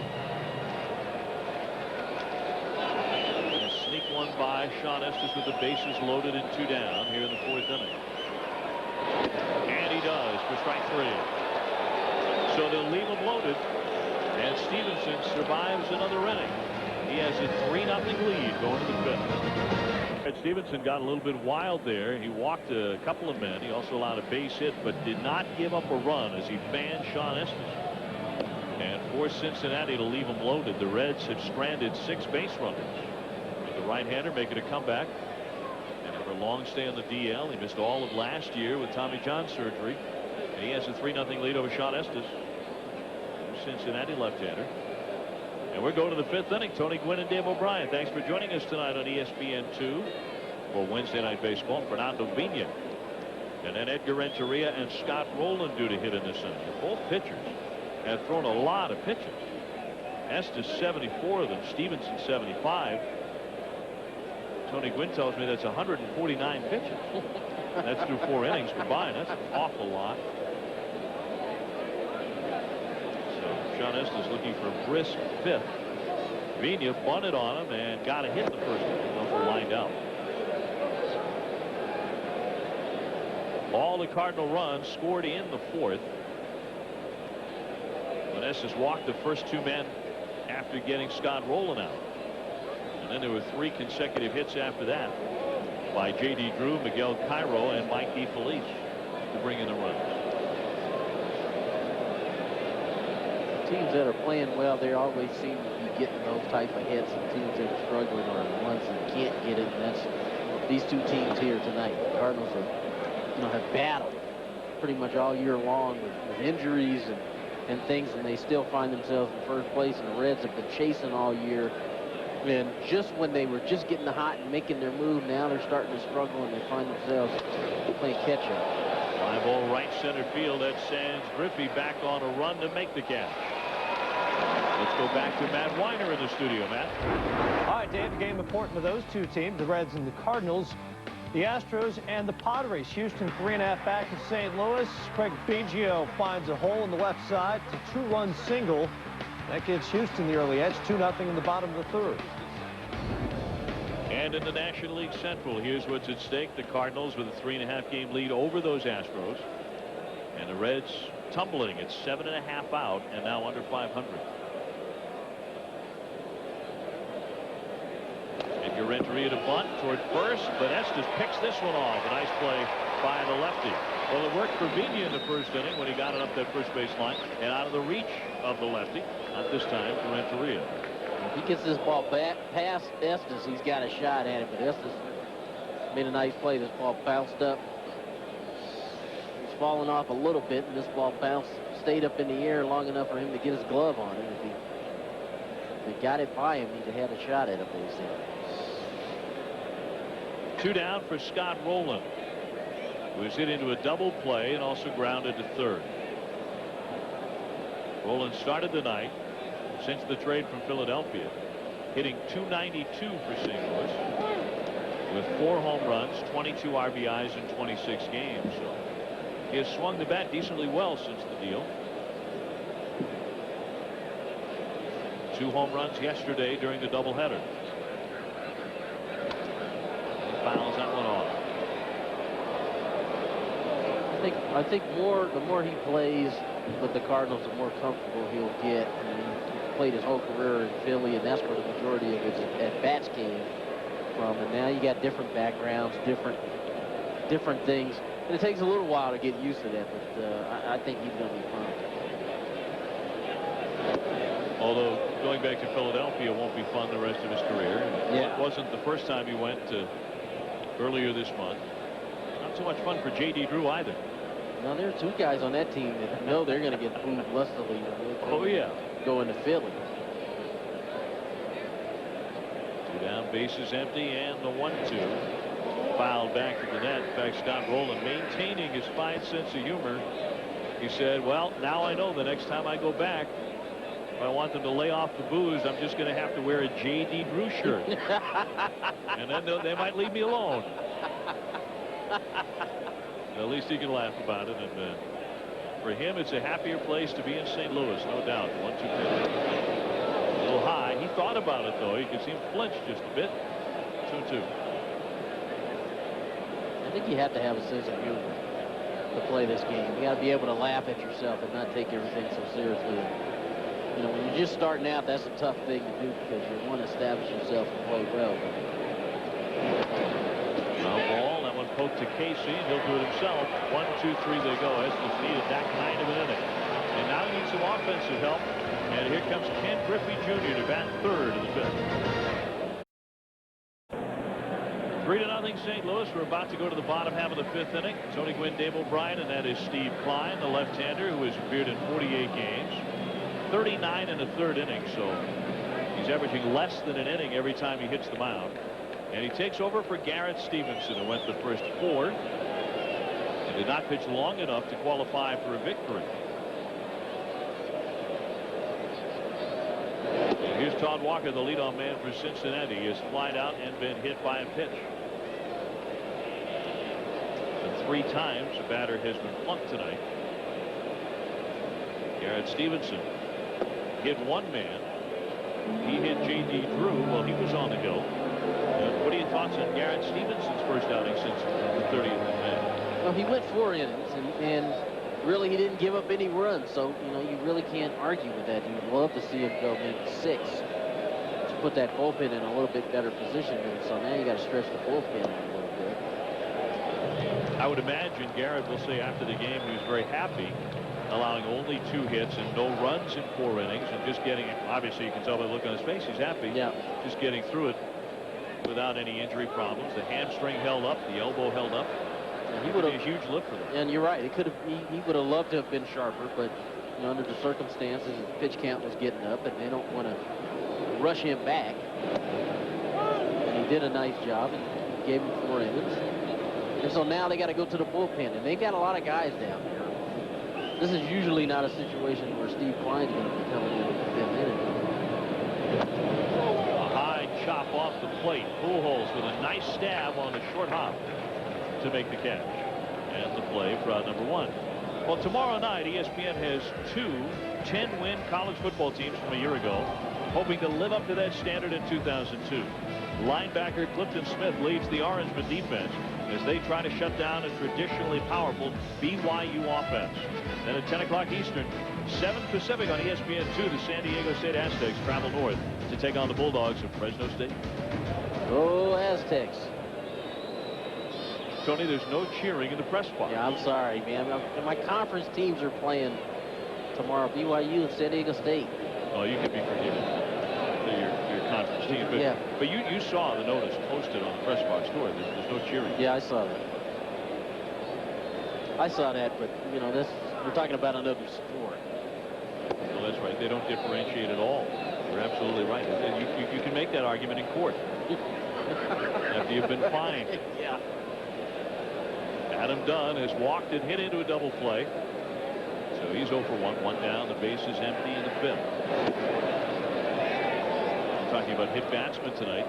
Dunn gets hit quite a bit. But when you're his size, when you're 6'6" and about 250 pounds, you can pretty much stand wherever you want. And he will lean over that plate. Here he takes ball 4 for the 2nd time.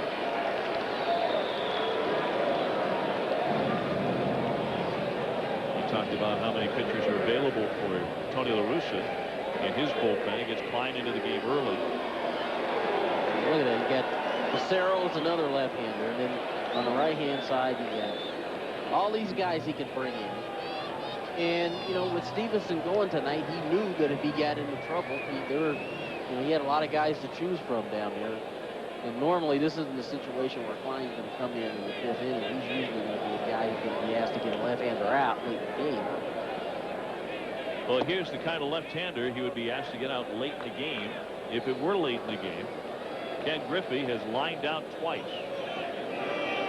And each time on a swing, Tony, that you believe that if he were fully healthy and able to push off on that hamstring and that knee that he injured earlier this season, he'd be hitting that ball out of the park. Yeah, he'd have 2 homers tonight because he's been on the button twice. He's also been on the DL twice this season for a torn right patellar tendon and a pulled hamstring, and he also tore his left hamstring last year. So the injuries have held down his numbers. 7 homers, 21 RBIs. As you see, he's missed a lot of games. He played in a lot of games from '89 to 2000 with the Seattle Mariners. It just seemed to be a happier time for Ken Griffey Jr. and he's not real delighted to discuss it, but some have made the point here in Cincinnati. He doesn't smile nearly as much as he did before he got here. Even though he wanted the trade, he wanted to come to Cincinnati. He grew up here. His dad was a Cincinnati Red. He really loves it here. I think he still does. He just loved to be healthy for once, so he could go out here and do what he loves to do, which is play baseball. And it's awful frustrating to be injured 2 years in a row. And I think the criticism that was leveled at him kind of stung a little bit. But the thing he loves to do is to play. And when he's healthy, there's not too many guys in the game who are better at it than he is. And so really all you can hope for is that he can remain healthy for him on that. Get back to putting the numbers on the board that he used to. Because I think he's still got plenty of baseball left. Outside, as Klein stays away from him, and he counts 3-1. Of course, the criticism you mentioned, at least some of it, was leveled at Griffey by former teammates, guys who shared a clubhouse with, like Pokey Reese, Dimitri Young, saying that Ken Griffey Jr. got preferential treatment while a Seattle Mariner and Cincinnati Red. I think in most clubhouses you do. I think there's certain things that are going to happen. When Barry Bonds doesn't come out and stretch with the rest of the club on certain days, and he's been criticized for having a lounge chair in the locker room and stuff. The guys who put numbers on the board, they're going to get treated a little bit differently. You're going to watch out to make sure that they have the chance to be out there on a regular basis every day. Did you ever get your own lounge chair? No. But everybody's different. I like to work at my craft. I like to get there early so I can work at my game. Rocketed foul by Ken Griffey Jr. And I'm not sitting here saying my way is the only way, but that was the best way for me. Where other guys are a little bit different. Stretching is important, and doing things as a team, I think, are important. And some things aren't. Sometimes you don't have to take infield every day. Sometimes you don't want to take batting practice. You want to hit in the cage. Sometimes you just want to kick back in your own lounge chair and relax. That's ball 4 to Griffey. Back-to-back walks by Klein as he's passed on Dunn and Griffey. And La Russa is hurrying out.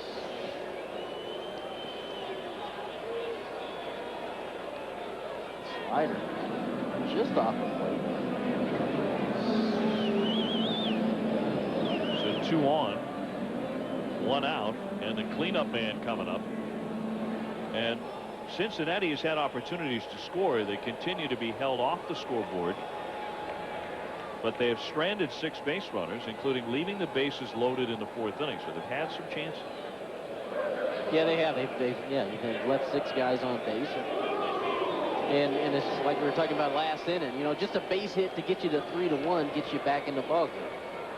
You don't have to go up to the plate and look to try to tie the ball game up with 1 swing. But if you just methodically kind of work yourself back into the ball game, and like I was talking about before, this is situational hitting here. First and second, 1 out. Klein's looking for a ground ball, so early in the count, you think something's going to be down. So you want to try to get a base hit, get a pitch that you can handle. Well, if they are going to tie it with 1 swing, it might come off the bat of this man, Aaron Boone. He's hit more home runs than anyone other than Adam Dunn on the club. He's hit 23. 0 for 2, having grounded out and lined out. And really, the other way to look at it is that you're into the Cardinal bullpen already. It's the 5th inning, so maybe you can peck away. Tap toward Rowland, trying to start a double play. Davina on the first, the dig, got him. Pujols with a marvelous play, and now they've left 8 men on base. Another twin killing turned by St. Louis. They still lead 3-0. ESPN2's Wednesday Night Baseball, presented by Jiffy Lube. Brought to you by New Balance, makers of performance footwear and apparel. Cinergy Field shining on the river here in Cincinnati. It's 3-0 the Cardinals. We move to the top half of the 6th inning. Tony Gwynn, Dave O'Brien, and thanks so much for tuning in to ESPN2 here on this Wednesday night. The MVP candidate Albert Pujols to lead off. He has popped out and also walked and scored. So still hitting .302 with 30 home runs and 102 driven in. He chases the first pitch. And Walker tosses on to Casey for the out. John Estes worked his way through a 1-2-3 fifth inning. And after having been banged around in the fourth and also wild to help the Cardinal cause, he needed a fast inning, and he's off to a good start in this one. He gets Pujols and bring up Eduardo Perez. St. Louis looking to win for the 73rd time tonight, trying to go to 73 and 58. And looking to gain a little more ground over the Houston Astros. They lead Houston by 3.5 right now. Once again, this started out Pujols with a breaking ball and got a ground out. He comes back with a breaking ball to Perez and gets ahead. I watch him work. He's ahead in the camp. He's quicker. Looks a lot more confident. And when runners get on and the pace slows down. Well, it certainly didn't work out for Sean Estes as a New York Met, as Eduardo flies to right, racing back Taylor, and backpedals for the ground. 2 down. He went 4 and 9 as a New York Met. Well, J.D. Drew is about to swing, and he's been hit by a pitch tonight, and also singled and scored. An RBI base hit in the fourth, and let's look at his swing. That RBI. Last time up, he started to go forward a little bit, and you see his upper body going this way, but he kept his hands back nice and just threw his head, and as you can see, the palm is up. And as a hitter, that's what you want to see. You get in that good position, and even if your body goes forward a little bit, you still can hit the ball hard if you keep your hands back. And he lined a single in the right center field the last time up for an RBI to give the Cardinals the lead. That ran his hitting streak to 5 consecutive games. He's had some injury trouble this year. He was on the disabled list in June with tendonitis in his right knee, and around that time there was talk that he might be traded. Yeah, I remember that. By the trade deadline. That obviously never happened, but I like J.D. Drew. I think if he can stay healthy, he'd be a heck of a player. He's a 5-tool guy. He can run, he can hit with power. He's a good defender. He's got a great arm. But health problems have been really the only issue. And it seemed around that time, around the middle of July, that the Cardinals were kind of at the end of their rope with J.D. Drew and the health issues. And they thought this would be his breakthrough season. A good solid year last year. But they thought maybe an MVP caliber year this time around. I thought the same thing. If he didn't get hurt last year. Good bat. Everyone gets free of it. Casey will beat him to the base for the out. And Estes gets them in order. And Sean Casey is due up for Cincinnati when we come back.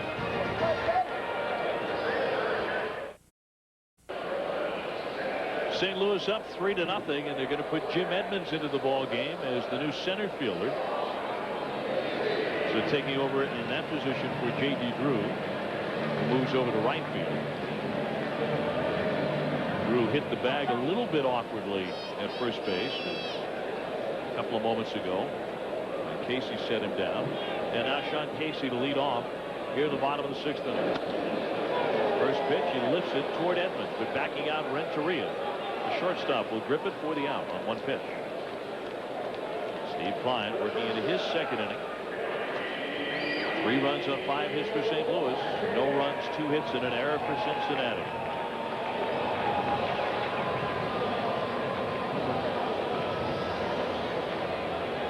Scott Sullivan, the right-hander, loosening for the Reds. At the end of the inning, Sean Estes was talking to Don Bellett on the bench. Now that Sullivan's up in the bullpen, we'll see how long they're going to go with it. Spot the orders coming up. Spots, so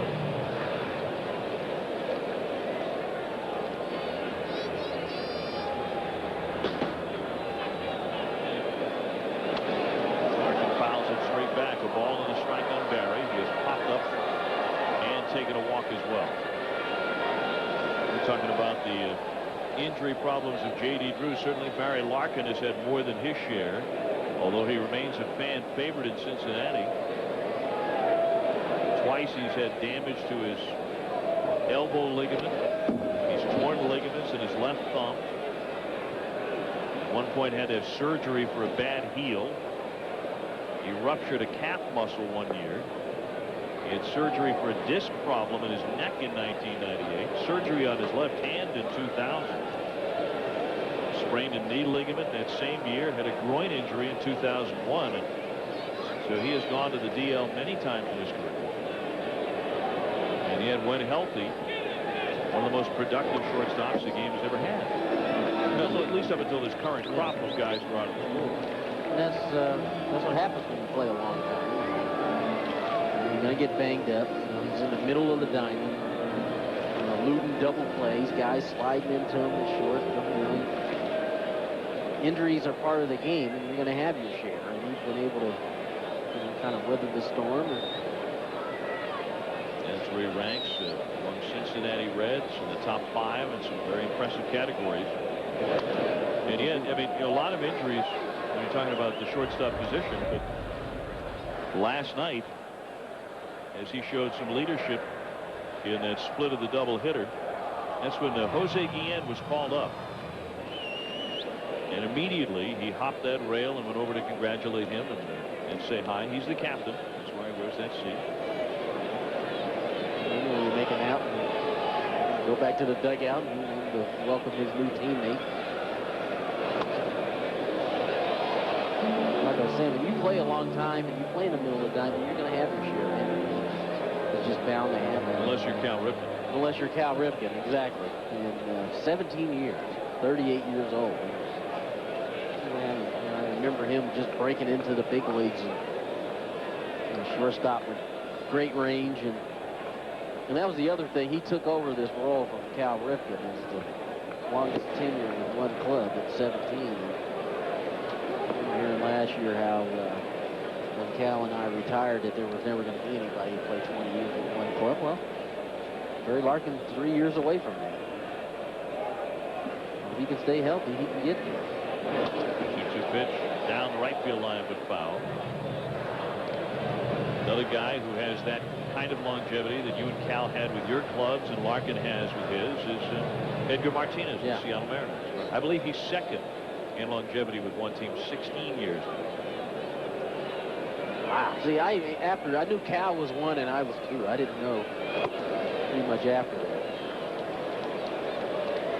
3 balls, 2 strikes on Larkin. His entire career has been in Cincinnati, but remember, the Mets almost traded for him in July of 2000, and Barry mulled the trade over and decided to remain with the Reds, but it got very close. Yeah, it did. I remember that. 2 down the right field line again, but another foul ball. This one hit very sharply, though, by Larkin.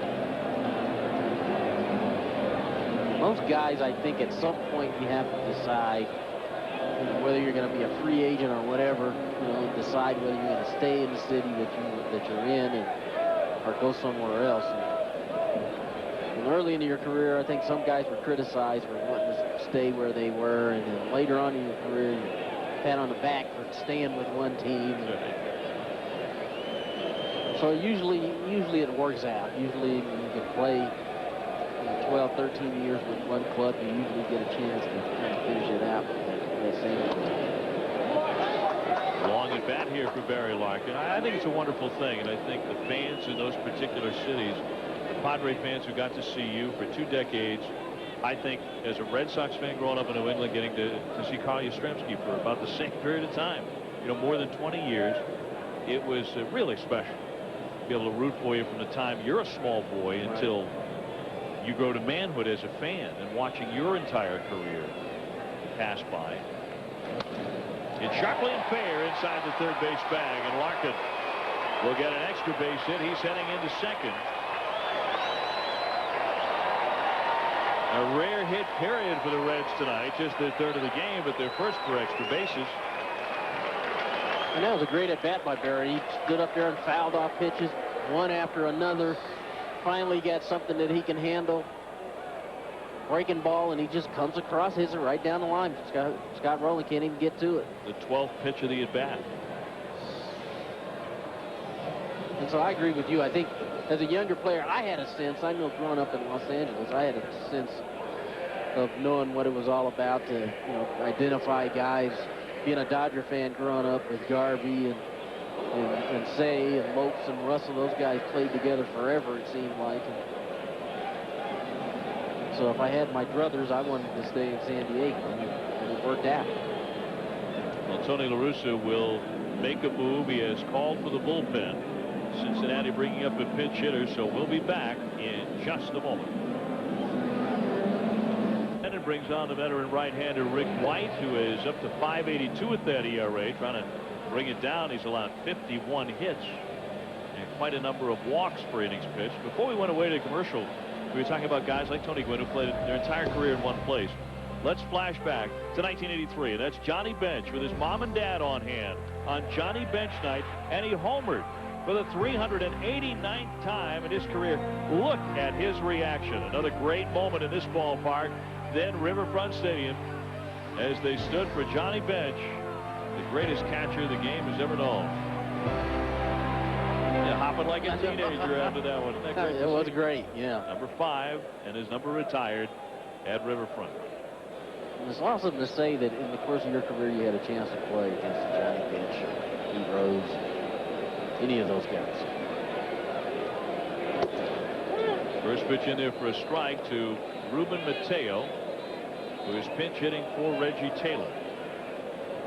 He is 0 for 5 in his career off of White. Barry Larkin doubled with 1 out. He's in second.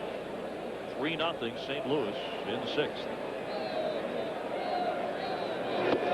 Big swing and a miss by Mateo. He went for the downs there, and it's 0-2. Pinch hitting, I learned my last year's tough thing to do. You know, you have two trains of thought. You want to get up there and get a good pitch to hit and hit it right away, or you want to try to be selective and work the count and try to get a ball that you could possibly maneuver. He held up. 1 ball, 2 strikes. Now, you probably didn't pinch hit enough, Tony, to really get into a ritual preparing yourself for pinch hitting. Well, last year. Last year you did? My last year I did, and I followed Dave Magadan. He taught me a lot about pinch hitting. Dave, a pretty good one. Yeah. Just low to it. Riding a bike and doing your exercises, and I used to run up and hit off the tee. And early on, I was having some success. I thought, you know, God, this is really not that tough. I think I could do this for a while. And then, you know, that 0 for 4 turned into an 0 for 10 and then 0 for 12. And, you know, you're going home upset because you know you're not going to get it. You don't know when your next chance is going to come to pinch hit. And so, you know, you come to realize that pinch hitting is very difficult to do. You have to have a really good game plan and be able to execute it. Inside, almost hit him. There have already been 3 men hit by a pitch in this contest, and warnings issued by the home plate umpire Darrell Cousins. He warned both benches.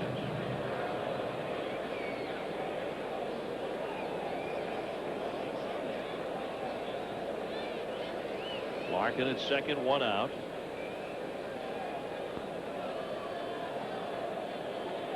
White says yes to DeFelice, and the 3-2. Foul back to the net. I should say that even though the umpires may warn the benches, I think there's a general assumption that the next hit batsman, automatically the pitcher will be tossed out of the game, and the manager as well. That is not the case. The umpires do have some discretion in that rule. If they feel it was unintentional, clearly unintentional, and not part of any earlier difficulties in the game, well, they can elect not to toss anyone out. They pitch in there for a call, strike 3. 2 away. A good pitch by Rick Whitey. Challenged him with fastballs and finished him off with this, like a little breaking ball. Right down Broadway.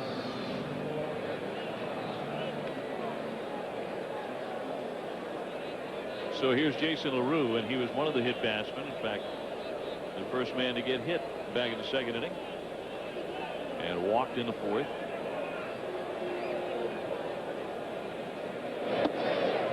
he looks at strike one. 3 runs, 5 hits for St. Louis. No runs, 3 hits for Cincinnati. That's all the Reds have had. A team that is really hurting to score runs.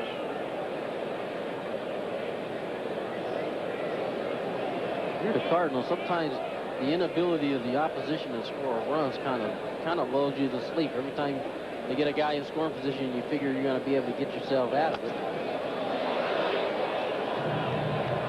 0-2 on LaRue. And so the Cardinals still have to grind. They still got they're the division leader, and you know, these are the type of games that even though your starter only went 4 innings, you're still going to have to try to figure out a way to win them. And the Cardinals really haven't torn the cover off the ball tonight, but you know, 2 walks turned into 3 runs because of 3 hits. And so far, Stevenson and their bullpen have been able to make it stand. White looking to finish off the hitter, and it's fly to center field, but catchable. Edmonds there, and that'll do it. Cincinnati continues to swing an anemic bat with men in scoring position. Tonight they're 0 for 5 in those spots. 3-0 to Cardinals. We've arrived at the 7th inning. It's 3-0 St. Louis as Cincinnati brings a new right fielder into the game. He just batted, Ruben Mateo, and so he will play right with Griffey in center and Dunn in left. And Sean Estes still on the mound. The left-hander, who surrendered 3 runs in the 4th, has had just that 1 bad inning. Other than that, he's been very effective. Now Miguel Cairo has got him twice, a single and a run-scoring double. He's 2 for 2. The bottom part of the Cardinals lineup has really done all the damage except for the walks. Drew, Cairo, DeFelice have the hits that have given them the lead. Softly tapped to Boone, and hustles it over there in good shape for the out. Cairo makes his first out of the ball game. On the way in the 7th. This copyrighted telecast is presented by authority of the Office of the Commissioner of Baseball and may not be reproduced or retransmitted in any form. And the accounts and descriptions of this game may not be disseminated without express written consent. And you can take part in Major League Baseball history. Vote for your most memorable moment at every Major League ballpark or on MLB.com. You decide, because after all, these moments belong to you. We've seen some wonderful moments from Riverfront Stadium / Cinergy Field tonight. Pete Rose, the all-time hit record on this diamond. Johnny Bench with his 389th home run. We saw highlights from World Series from the 70s of the Big Red Machine, Joe Morgan, Johnny Bench, Tony Perez, and others. Great players have played on this field. Although it's grass now, it was AstroTurf then. Some of these younger guys have no idea what it's like playing on a Sunday afternoon in 90-degree weather. The turf heated up to about 135. You told me before the game you really liked it. And it was a great hitter's park.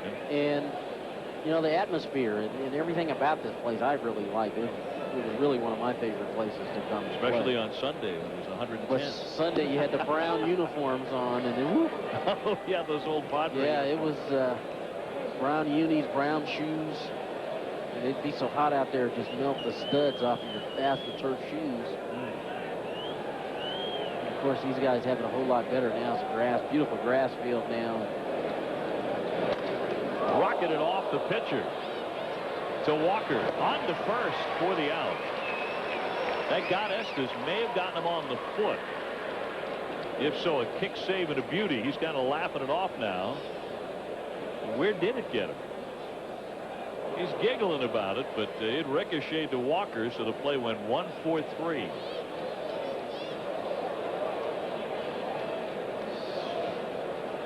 Let's watch again. They got him on the hip. Ooh.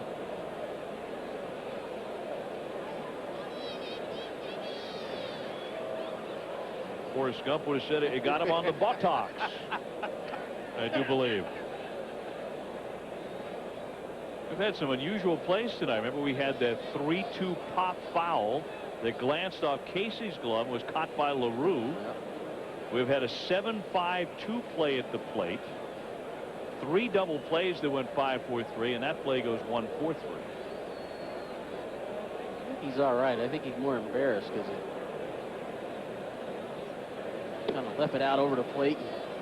This guy did what he was supposed to do with it. And normally it doesn't hit the pitcher. We're talking about great moments in this park. Let's go back to 1975 and the Big Red Machine that October against the Boston Red Sox. There's that AstroTurf you were talking about. That Armbruster at the plate. That controversial play with Carlton Fisk, who wanted obstruction there, and it was ruled no. The Red Sox got no satisfaction on that play, and ultimately it was Joe Morgan winning that ball game with a hit over Freddie Lynn's head. In 1975, the world title went to the Cincinnati Reds. Red Sox fans saw that play a little bit differently in New England. I know how they feel too, because there's a certain 2-2 pitch to Tino Martinez in the '98 World Series that we kind of look at a little differently. I understand. Here's Mike Matheny, 2 down, bases empty. We are in the 7th. It's 3-0 St. Louis. Reminiscing about old Riverfront Stadium, and the reason for that is this ballpark, which has been renamed Cinergy Field, will not serve as the Reds' home come next baseball season. And for the St. Louis Cardinals, this series marks the last time they'll ever play here. And they have gone 85-106 in this building with 1 tie. I doubt if there's many teams out there that have a winning record here. Ground ball, Walker there to gobble it up. Side retired. 1, 2, 3 go the Cardinals. So the fans in Cincinnati will stretch. It is 3-0 St. Louis, and we'll be back in just a moment. ESPN2's Wednesday Night Baseball, presented by Jiffy Lube. Jiffy Lube, the well-oiled machine. And in part by Coors Light. Rocky Mountain Cold Coors Light. Cold, down, easy. Cinergy Field all lit up, and to the right, Great American Ballpark. Lights will be blazing come next April in the new home of the Cincinnati Reds. And here's the veteran Jeff Fassero, who has appeared in 58 games, a .610 earned run average. Those his combined totals with the Cubs and the St. Louis team. See, he's wearing number 13. You have to ask for that number. You don't just hand that one out. You really got to want it for him to give it to you. Just won that number with the Explos. With the Cardinals. Jose Guillen, the pinch batter, is called up from the minor leagues and facing Fassero, who was just acquired by the Cardinals on Sunday in a trade with the Cubs. So a couple of new faces for their clubs to square off here in the 7th inning. 3-0 St. Louis. Guillen followed by the top of the order, Todd Walker and Adam Dunn. Only 3 hits for the Reds all night. I really think Fassero's got a chance to flourish here with the Cardinals, because he's a veteran pitcher, and a guy like Dave Duncan can really help guys who sometimes get out of whack pitching-wise. I think with the Cubs, he just wasn't getting a whole lot of work. Dave Duncan's been able to get guys back on track and get them throwing strikes and get them getting people out.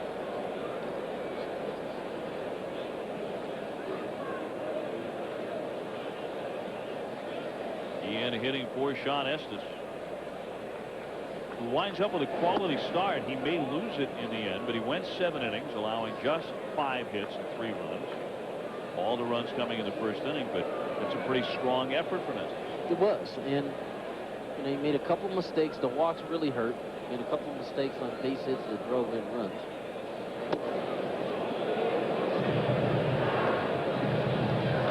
The Reds are having trouble putting runs on the board themselves.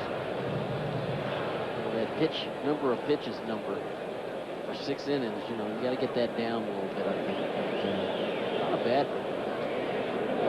Fassero's pitch is outside and runs the count full. 3 balls, 2 strikes. Todd Walker to hit next.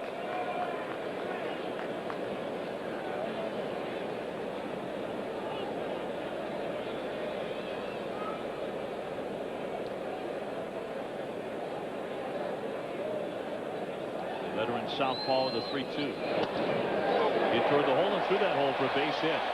Vina had shaded toward the middle on Guillen. And he winds up with a single to lead off the inning. Let's go to Matt Weiner. Matt. All right, Dave. Giants added early in Denver. It's Jeff Kent in the first. Later, 31st of the season, and that brings up Barry Lamar Bonds. 3 homers last night at Coors Field. Up again in the first tonight, and that's gone. Watch this one closely. 39th of the year. Watch where it lands. The fan has a glove, and oh, he took it right off the noggin. 4-0 now, Giants.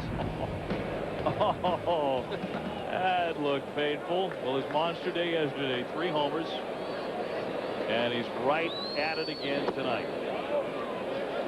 You got that glove. You got to make that catch, Tony. Well, you know, when you're in the stands, I think when you're trying to track the baseball like an outfielder and you overrun it a little bit, hey. Oh, I think it's fine to overrun it. Just don't play it off your forehead. Yeah, get the glove up there. Man.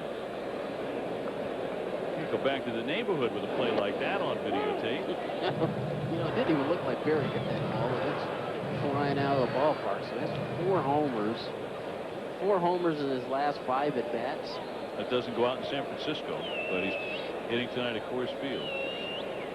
And mashing the ball. He'll take it. 39 for Bonds.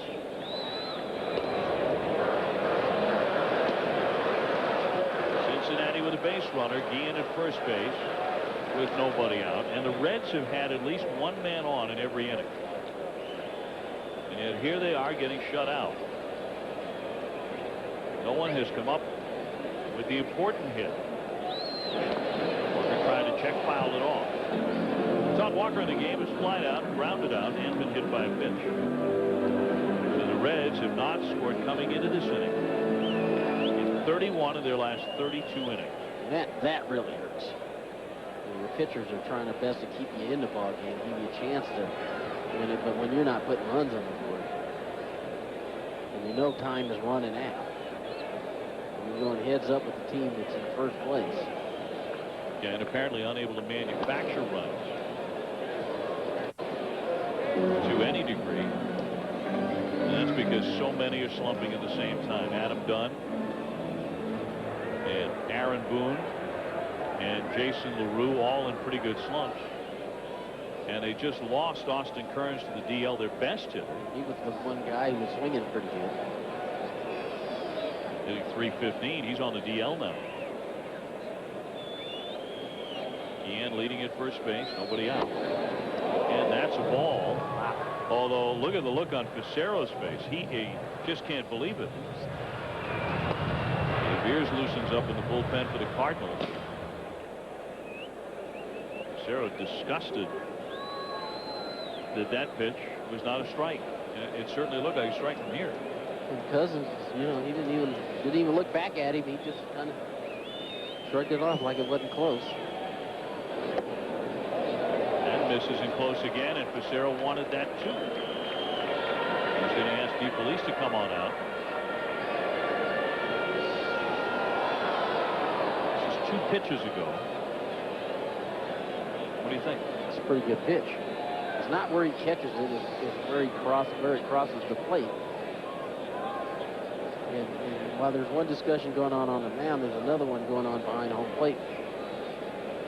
Todd Walker saying, I think he thought the pitch before was a strike. I didn't think it was a strike. Did you think it was a strike? No, it wasn't a strike.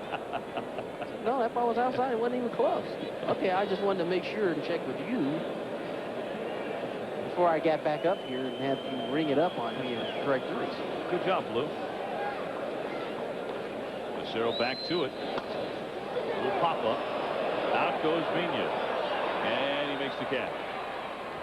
Guillen back to first. 1 away. And that's a nice pitch by Ficero. 3-2. He tried to nibble off that outside corner a couple of times. He comes back with a split finger. The bottom just falls out of that. Walker's out in front. I know when he was with the Expos, to me, that was his best pitch. He still, you know, he still has giddy up on the fastball. He still throws his fastball 90, 91. Back in his heyday when he was a starter with the Expos, he was 93, 94 with a good slider and a great split finger. Yes. Adam Dunn gets one too low. He's walked, hit into a double play, and walked again. is a big man right here. I cannot imagine a quarterback being 6'6", 250 throwing a football. They say he was one of the best. And with pretty good movement, too. And when they wanted to move him to tight end, he said, no, I'm going to play baseball. I know last year there was a play at the plate with Wiki Gonzalez, and Wiki lost. That's right. He pummeled it.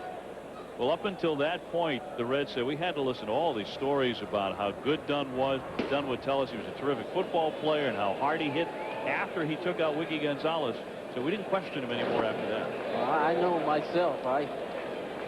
Wiki usually is one of the best in the league at blocking the plate. He tried to block the plate, and Dunn just barreled it. And he hopped up in a hurry, went and knocked the ball out of Wiki's glove, and he hopped up and high-fived with his teammates. It took Wiki a month to recover. He went on the DL. So you can see where he's got some ability. A hard hitter in more ways than one as he takes a strike. Right now, he would take a bleeder on the infield or a Baltimore chop. He'll take anything. He's in an 0 for 28 slump. His batting average has dropped over an even longer slump where he's gone 7 for 55. It's dropped about 20 points. Line right, base hit. He snuck it over the head of the leaping Pujols and down the line. Ian chugging into third. Dunn wants second. A throw won't get him. And there are 2 men in scoring position for Cincinnati on the Adam Dunn double. Well, you called it. It wasn't quite the Baltimore chop, but he got just enough of it to get it over Pujols' head at first base. Got it in on him. And Dunn stayed back nice and got it in and muscled it over Pujols' head. And really, it's good base running because J.D. Drew got to that ball pretty quickly. And Dunn still got to second base.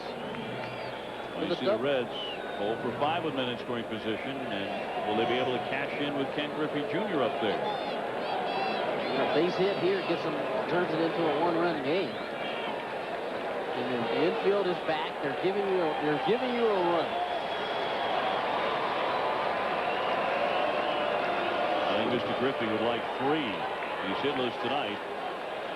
I think he would too. He's hitting in the number 3 hole, and that's what they want him to do. But he's had opportunities all night. And the infield's back. They're giving you a run. They're conceding. They'll take the out for the run. So my way of thinking, there's a whole lot of ways to be successful here. 0-1 pitch, foul back as Griffey pounced on it, but now he's in the hole.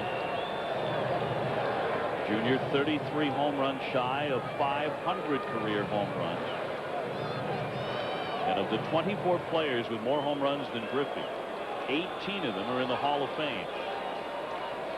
Guys like McGuire and Bonds and Eddie Murray and Sammy Sosa, Rafael Palmeiro and Fred McGriff are headed there, it would appear, when their time comes. And a number of those guys obviously still playing. Ian at third. Dunn at second. 3-0 St. Louis at the moment. Foul back. He wanted that one. But that pitch up at 91 miles an hour, and he could not straighten it out.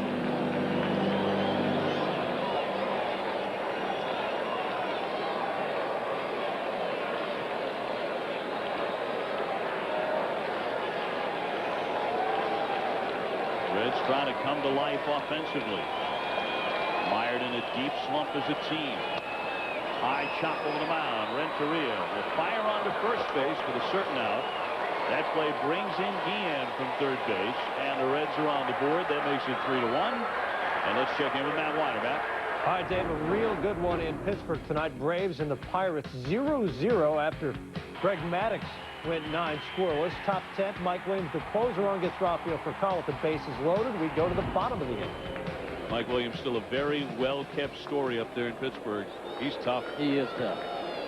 He's come into his own this year and really run with that closer's job. He's done a nice job for Pittsburgh. Griffey taps out but does bring in a run, and that moves Adam Dunn down to third base. Here's Aaron Boone.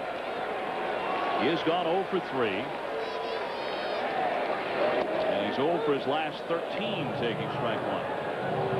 See, now that they've gotten a run, Griffey did his job. He can get the ground ball. They get a run. It's a 2-run game now. Now you get a 2-out hit. It's a 1-run game. And that's a little bit easier to come back from than 2. Boone has driven in 72 runs. Griffey driving in his 22nd. That's all here in late August. Of course, he's had the 2 injuries.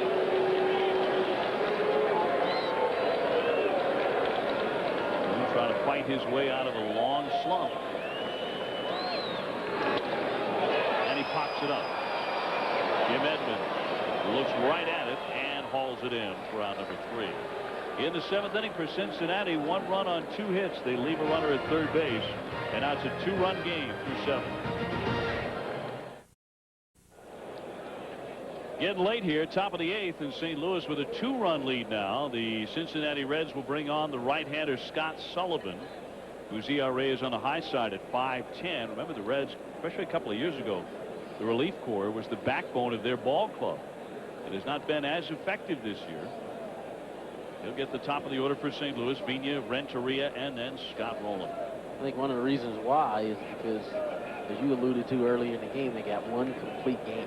They have a lot of pressure on them to pitch a lot more innings than they should. Vigna 1 for 3. That bunt single came against Sean Estes in the 1st inning. So another solid year for the feisty leadoff man of the Cardinals. We're talking about Gold Glovers. Vigna, who is the defending Gold Glover at his position, second base in the National League, he has to be considered one of the favorites again. But there's some very good second basemen. That one's inside the bag and by Casey. He sprawled and missed it. Vigna wants second. Mateo to dig it. Good throw and close. Didn't get it though. It's a double for Vigna. But that throw came out of the corner below the stands like a dart by Ruben Mateo. Mateo got to that ball nice. We were kind of blocked out once he got to the corner, but he made a nice throw. The fastball in the middle of the plate. Got it just under Casey's glove. Vigna's going to test him, and Mateo comes up and he makes a great throw. Just a tad late. Even Barry Larkin flinched. It came in there so hard and skipped to him. But they couldn't get Vigna. And Renteria will look to pick him up. Edgar Renteria is 0 for 3, so he's had a quiet evening. Looking to bunt, pulls it away, and it's up and in for a ball. Certainly quiet for a 300 hitter. And Edgar's batting .302. Edgar was giving himself up and trying to get a bunt down, but we talked about this earlier. He really excels at staying back and hitting that ball to the right side. I'm surprised if he changes his mind. And showing bunt, and again, it's in tight. 2-0. With men in scoring position, he's in the top 10 in the National League, so you would think this is a guy you want to swing away. Yeah, and that's why it's not going to surprise me. There's a lot of action going on the right side of the infield here. John Casey, when he squares, is charging, and Todd Walker is breaking the cover first, and Barry's going in and out with the runner at second. They keep the bunt on, and he gets it by the mound. Picked up by Casey, quickly on to get him at first base. Down to third, Vigna. Renteria got down an excellent bunt and almost got a hit on him. Just by a tick, he got it. Sullivan had a little trouble getting off the mound, so Sean Casey had to field it. See Sullivan stumble there a little bit. Casey put a little steam on that flip, and that's what got him at first. Nice execution by Edgar Renteria, and he almost sneaks a hit out of this. Just got him. The infield in for Cincinnati is Scott Rowland bats. He is also had a quiet evening, 0 for 3. Looking for what would be his 89th run batted in. Over the last 15 games, he's driven in 20 runs. So he's picking up his RBI pace. Pena, third, one down. High chop, off the glove and off the hand of Larkin. Here comes Pena. Throw to the plate, offline, and the run scores. Now Roland digs for second, and the throw almost goes into the outfield. That had a Keystone Cox element to it. Boone got a glove on it and slowed it down. Larkin got a bare hand on it, but couldn't contain it. And Pena alertly scampered home from third to make it 4-1. This is good baseball all around. Roland gets a fastball, goes off Boone's glove. Larkin almost gets the bare hand, tries to make the play, and really he could have eaten it. And Scott Rowland always hustling. So as he saw that ball get away from LaRue, he takes off for second base. Now he's in scoring. It's an RBI base hit for Scott Rowland, but he goes to second on the error by Larkin on his errant throw to the plate. You have to account for Rowland going from first to second. Right. The second error committed by Cincinnati, and here's Albert Pujols. Into the dirt, good stop by LaRue. And so Cincinnati had scored that run in the bottom of the seventh. The Cardinals get it right back. Yeah, it's like the Cardinals or the Reds really had to scratch and claw just to get that one run. And the Cardinals come back, double, bunt to get him over, base hit, drives him in, and they get the run back. Pujols is 0 for 2 with a walk and a run scored. Now one hit up the middle and through for a base hit. Here comes Rowland. He's trying to score, and he will. Griffey's through comes all the way through to the plate. Into second, Pujols. Not much of a throw by Griffey, and it's 5-1 St. Louis. And this one's starting to get away from the Reds. Good base running all around by the Cardinals. Pujols lined that ball right back up the middle. Rowland got a great break off a second. And if you're the runner, if you're the hitter, well, Griffey didn't make that great a throw, and Pujols just keeps on going into second base. 103 RBIs for Albert Pujols, and before Edmonds hits, here comes Boone.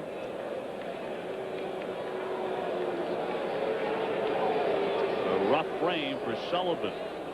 Pena tagged the double off him, and he's also given up 2 singles in the inning. They're going to bring on the lefty. 5-1 the Cardinals, and we'll be back. Wednesday Night Baseball on ESPN2 is brought to you by Jiffy Lube. And tonight we're in Cincinnati, Ohio, where the Reds have fallen behind 5-1 to the St. Louis Cardinals, the front-running team in the Central, the team the Reds are trying to catch. But in this inning, the Cardinals have just scored twice on 3 hits, and they go to the bullpen again, the Reds do, and bring on Gabe White. Gabe White is a left-hander with fastball, breaking ball, fastball, curveball change.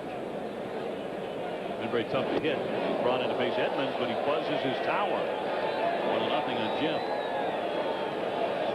For your first at bat of the night.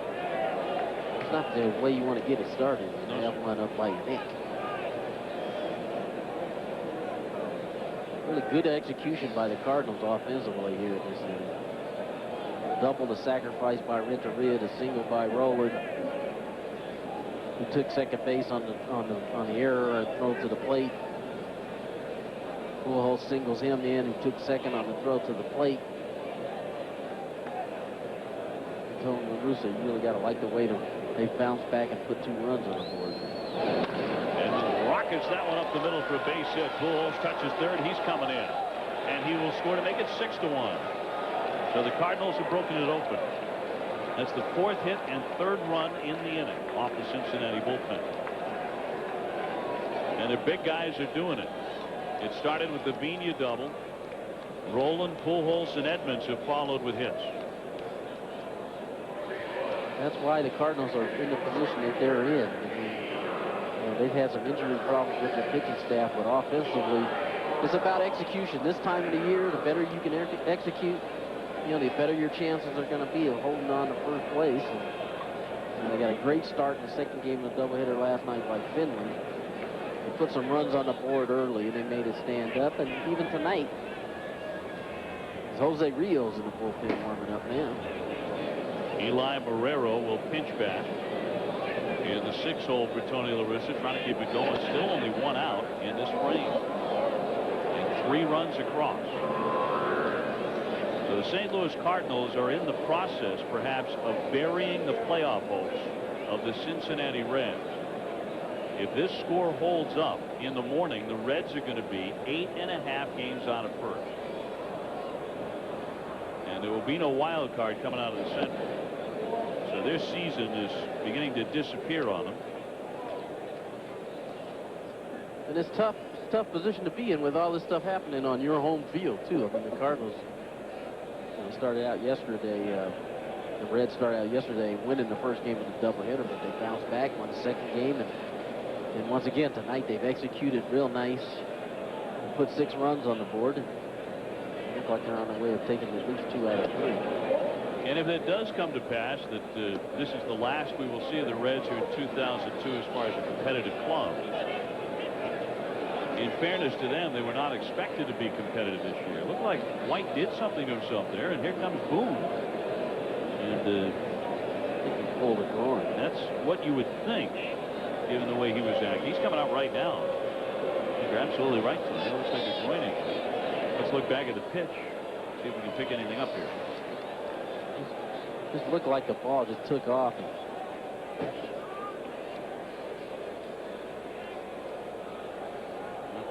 Hard to pick that up, but obviously White is done for the night. Rio will be coming in a little sooner than Boone wanted, I'm sure. And we'll continue with more in Cincinnati in a moment. Well, the old guy on the hill is Jose Rio, and still pitching in the big leagues. Although his slider may not be that knee buckler it used to be. A 5-3 record in 25 games, a wonderful comeback story. And he got a few extra warm-up tosses, having to enter the ball game under less than normal circumstances because of the injury to Gabe White, who had to walk off the mound with a count of 2-1 on the hitter. The batter Eli Marrero with a runner at first base.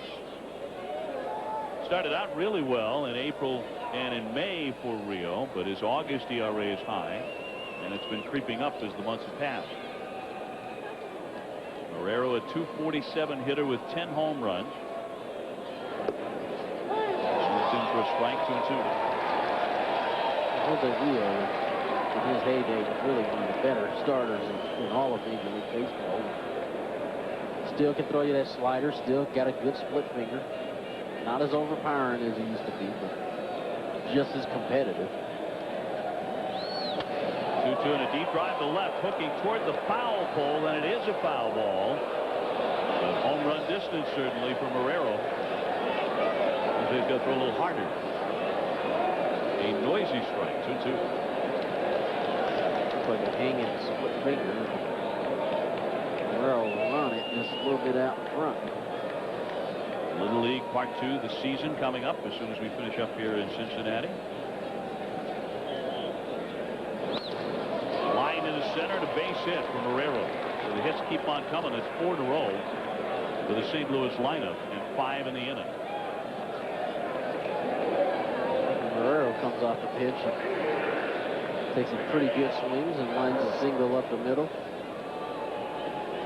Tony, I don't know if you've seen much of the season, but it's a terrific program, and the second part of the Little League show is coming up as soon as our game is done here. And you just got back from Williamsport and broadcasting the Little League World Series. You loved it, didn't you? I did. It was really amazing to see these kids focus in and do the things these guys do out here. Execution of pitches, execution of game plans. I was truly amazed. I had no idea that you know, that these kids could go out there and do that. I really enjoyed myself. It was really good. You said you loved the fact that the fans got in free. Fans got it, 40,000 people, you know, and you see these games and you figure they're paying, you know, $2-3 to get in. No, the fans get in free, and the atmosphere is for real, and they really loved it. Ground ball through the hole and a base hit for Cairo. And that will load him up for the St. Louis Cardinals. Edmonds into third. Miguel Cairo has gone 3 for 4. So stick around right after our ball game for a unique look at the Little League experience. And that's the season coming your way on ESPN2. If you haven't seen that, you should watch that. It's really a really good show. It shows you what these kids go through on a daily basis. And if they asked me to come back next year, it was a lot of fun. Well, I think you're going back. Absolutely going back. You guys did a great job. Thank you. It was a joy to watch. That's mostly Harold for me. He keeps me in stitches. Well, he keeps us all loose. Yeah, he keeps it loose. Musburger was nothing but professional. Learned a lot. And their spirit is, I mean, they're really into it too. You know, we get there, we were really into it, but that was my first time. I was really amazed at the kids being able to execute like that. 5 consecutive singles here by the Cardinals in the 8th inning. And they're up 6-1 and looking for a few more here. Mike DeFelice 1 out of 3 with an RBI single. And he's the 8th Cardinal to swing in this frame. Rio steps off. And it was a 3-1 game going into this top of the year. And the Reds had hopes, but the bullpen is kind of blown up tonight. Fastball on the inside corner for strike. DeFelice didn't like that call at all. Sometimes when the game's getting out of hand, that's that new high fastball. The high strike. High strike. Oh, yeah, high fastball. High strike. I was about to say that high fastball has been around a little while. You know, you're right. You're absolutely right. Christy Mathewson had a heck of a high fastball back in the day, and that's too low. 2-2. I wonder if they had to hit it too. Good question. I wonder if they called it a strike then. They call it now, but it's not as consistent as the normal strike. They started to enforce it a little bit over your last season. Yeah, they did. Last year. Another off the end of the bat. Casey coming home with it. Out at the plate. No double play. And they get Edmonds at the dish, and that's out number 2. DeFelice becomes the runner at first base. Nice play by Casey. He could have just went and took the out at first base, but figured, what the heck, let me go home. So you know DeFelice is at first base just thrilled to have hit a ground ball to first and have him throw it home, and then not at least, I mean, not even get the RBI. Well, Jim Edmonds came off the bench and wrapped an RBI single, so he gets some high fives.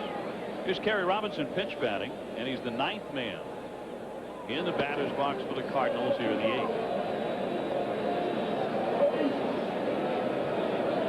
And he wears the number 0. I have not seen many of these. I think he gave up 13 to Facero. To take 0. That is the case. Well, like I said, you have to ask for 13. And, Facero's got a little time in the big leagues. Robinson's doing the thing that young players should do. Hand it over to the veterans. You got to ask for number 13, but you have to make 0. Yeah. You have to get the clubhouse guy to stitch that one up for you, because that's not just hanging in the locker anywhere. You got to create that one. Bases loaded for 0. 2 on him.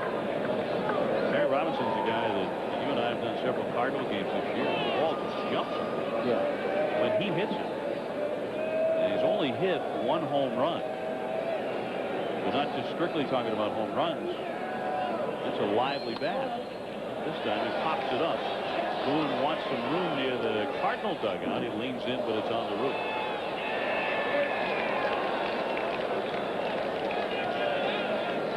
There's a souvenir.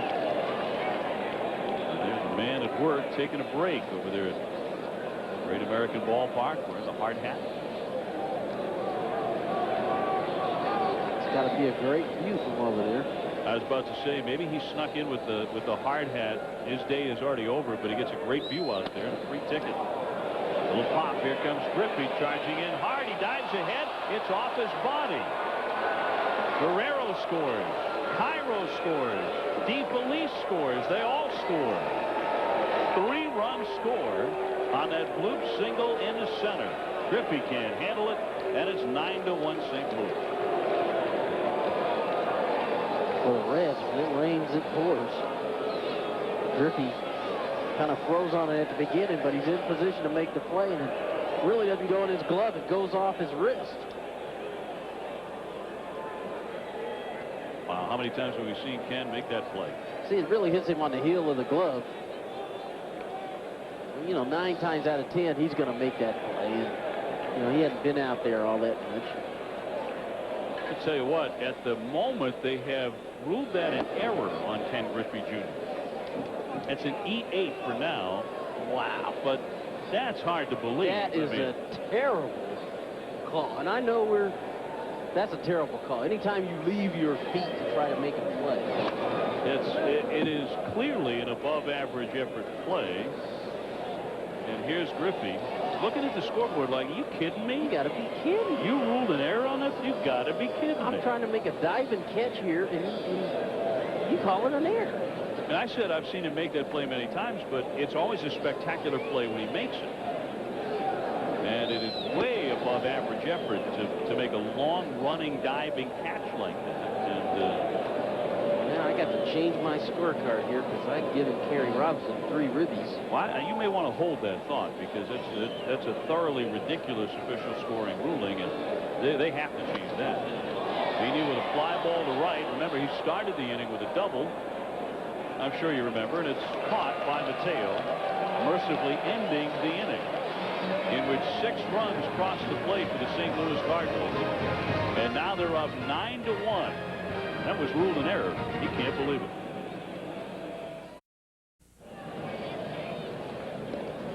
Nine to 1 St. Louis, and Ken Griffey Jr.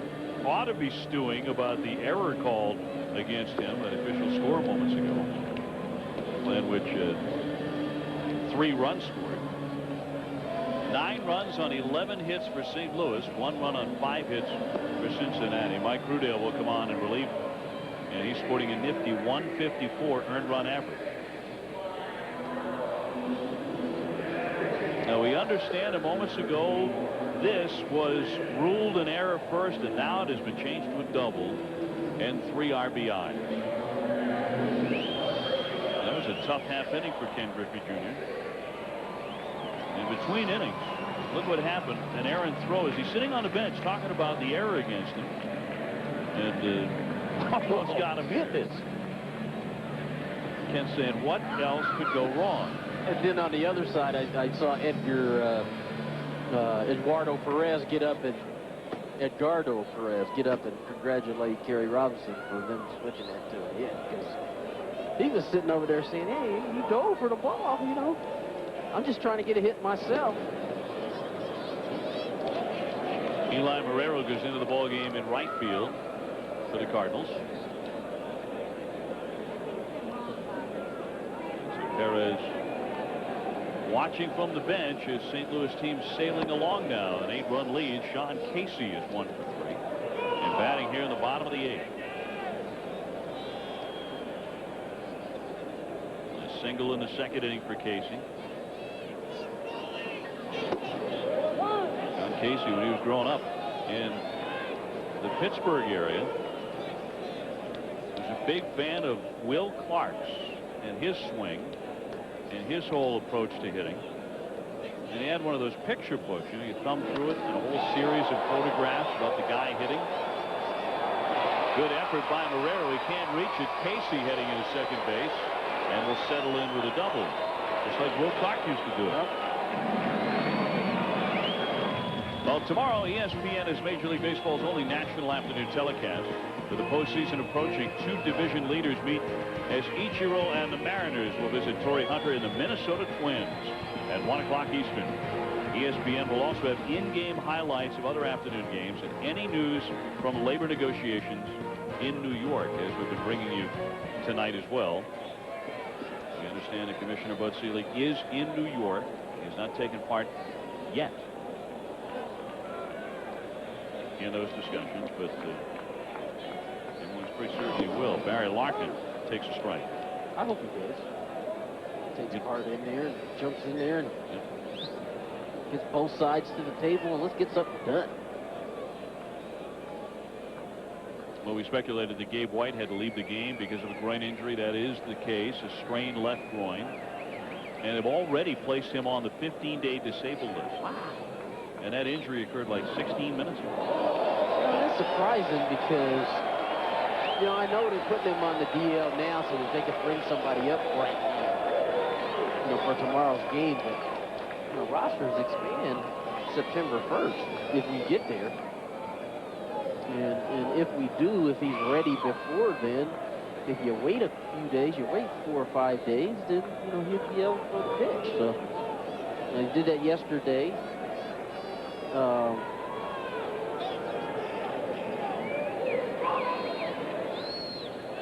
Pitch to Larkin across for a strike, and the count on Barry is 1-2. He doubled in the 6th inning, and one of just 6 Cincinnati hits. And just yesterday, the Reds had to put Austin Kearns on the DL. Thank you. I couldn't come to me. They put Austin Kearns on the DL yesterday, right after he did it and pulled his hammy. And now today they put Gabe White right on the DL. That's fast. That might be a world record for putting a guy on the disabled list. This could be moves made because of this strike death. Possibly, yeah. Larkin trying to pick up an RBI, which would be his 42nd of the year. Nobody out. And Trudell gets him to foul it back. And we're talking about the commissioner, Bud Selig, getting involved soon, we hope, into the labor discussions. And you've been a part of labor movements before, strikes. Can the commissioner's voice make a significant difference in this case? In this case, I think it can.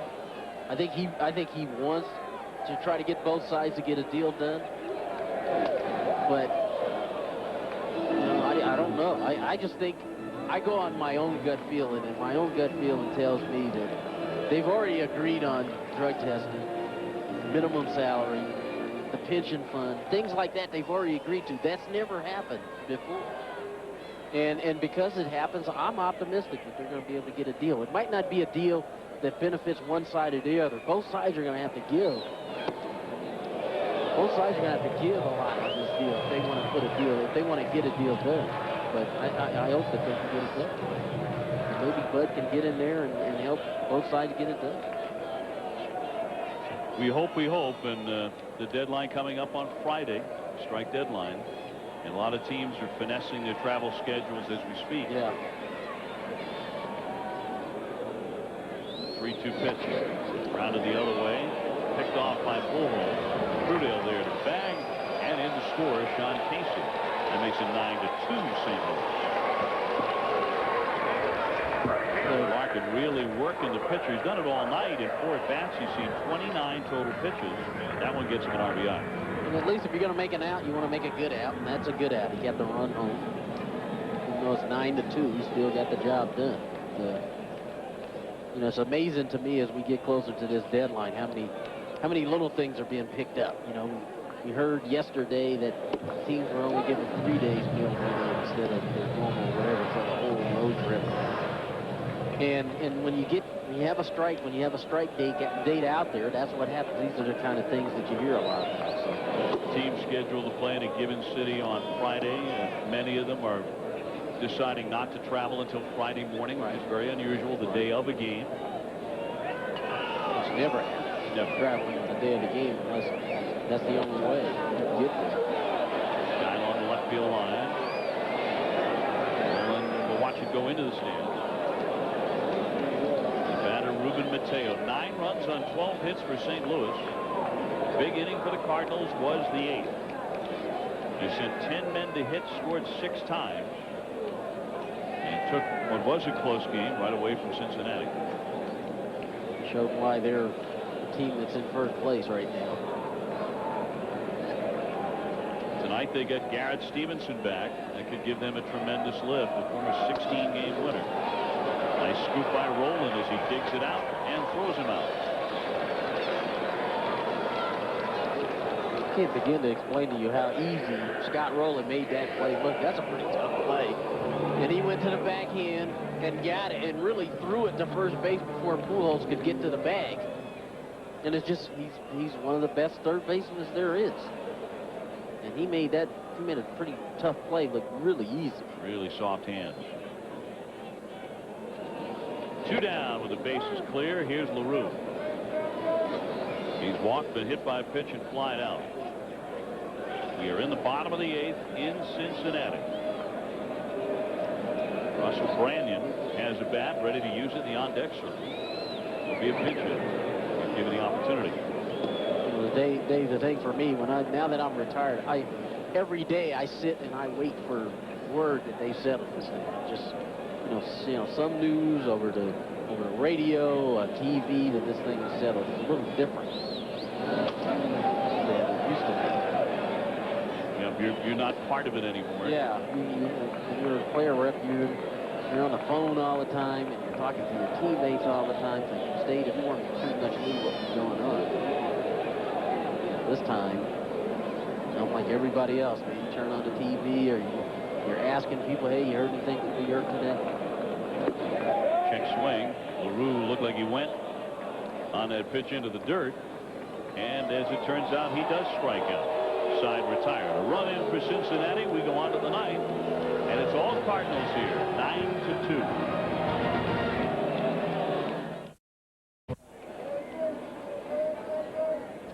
On to the top half of the 9th inning. At Cinergy Field, Cincinnati, the Cardinals with a 7-run lead, and Jose Rio still out there working for the Cincinnati Reds.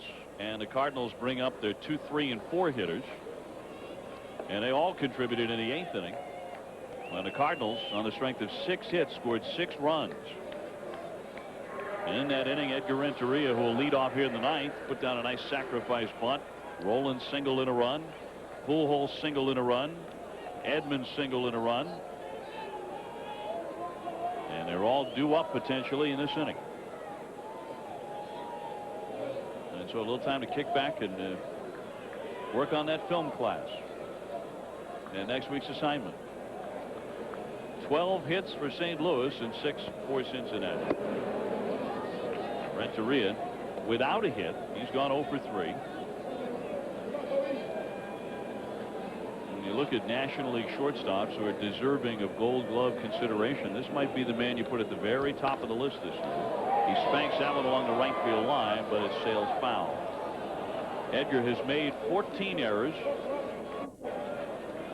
which isn't too bad, and it's a big improvement over the 24 he made last year. Yeah. I think that's what they're really happy about. He's kind of gotten back to being the Edgar Renteria of old. And number 1 among National League shortstops in batting average and runs batted in. He's cut back the errors. On a pace to have his best defensive season since 1998. Wide to left, well hit. Dunn's going back to the track, and he reaches up to make the catch. Renteria just missing one away in the 9th. Jose Rio yelling something at him as he went across the field. Probably something in Espanol, in no doubt. Renteria from Colombia. Scott Rowland from Indiana. He's gone 1 for 4. But if it turns out that Edgar Renteria wins the Gold Glove, as we look at the September schedule of the Cardinals, 21 games left against Central team. 10 of those against clubs over 500. Cincinnati has an easier schedule than that, but they have to survive to September. Right now, doesn't look like they're doing it. But if Renteria wins the Gold Glove, well, Scott Rowland might win another one at third base. Vina won it last year. And with Tino Martinez, year in and year out, Gold Glove worthy over at first base, the regular first baseman. I mean, you can make a pretty good case. The Cardinals have the best defensive infield in the National League. You're right. It could happen. Well, you know, Jimmy Edmonds won some Gold Gloves. Ground ball speared by Rio. Nice defensive effort. 2 down.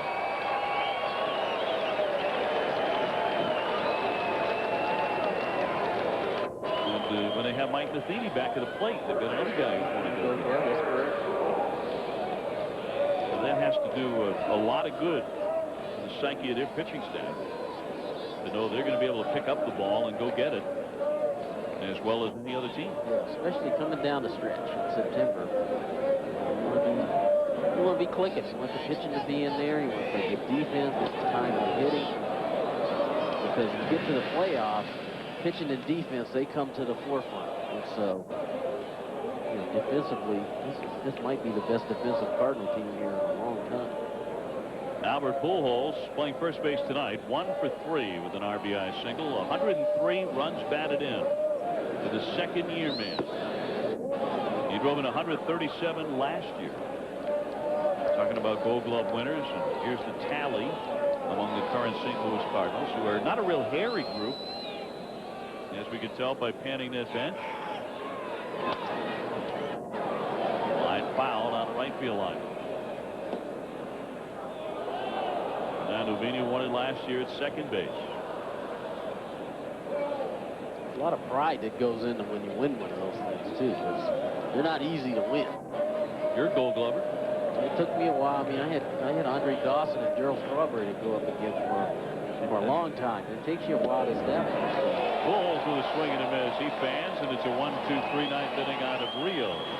We go to the bottom of the ninth. It's the Cardinals 9 and the Reds 2 in Cincinnati.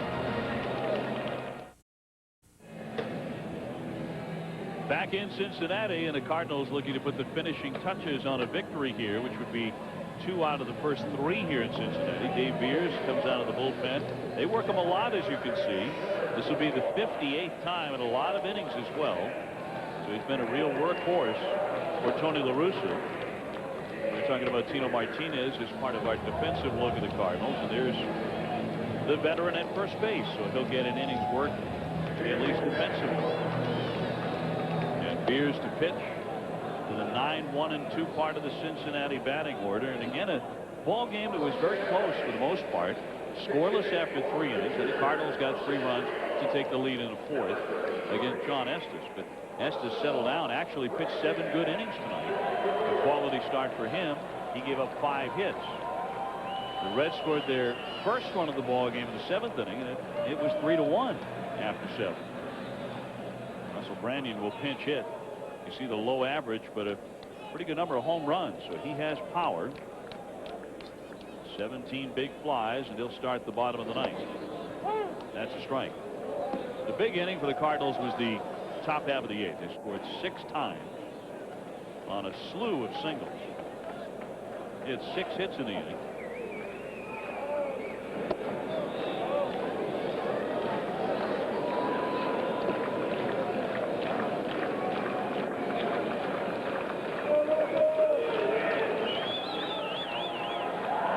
St. Louis.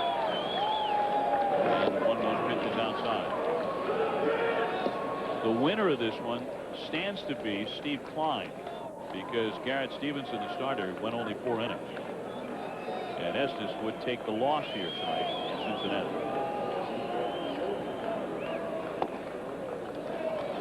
We welcome those of you who've been watching other games in Major League Baseball tonight here in Cincinnati. It's the Cardinals 9, Cincinnati 2. Coming up next this season, Little League Part 2. Branyan with a swing and a miss, and the count on him, 3 balls and 2 strikes.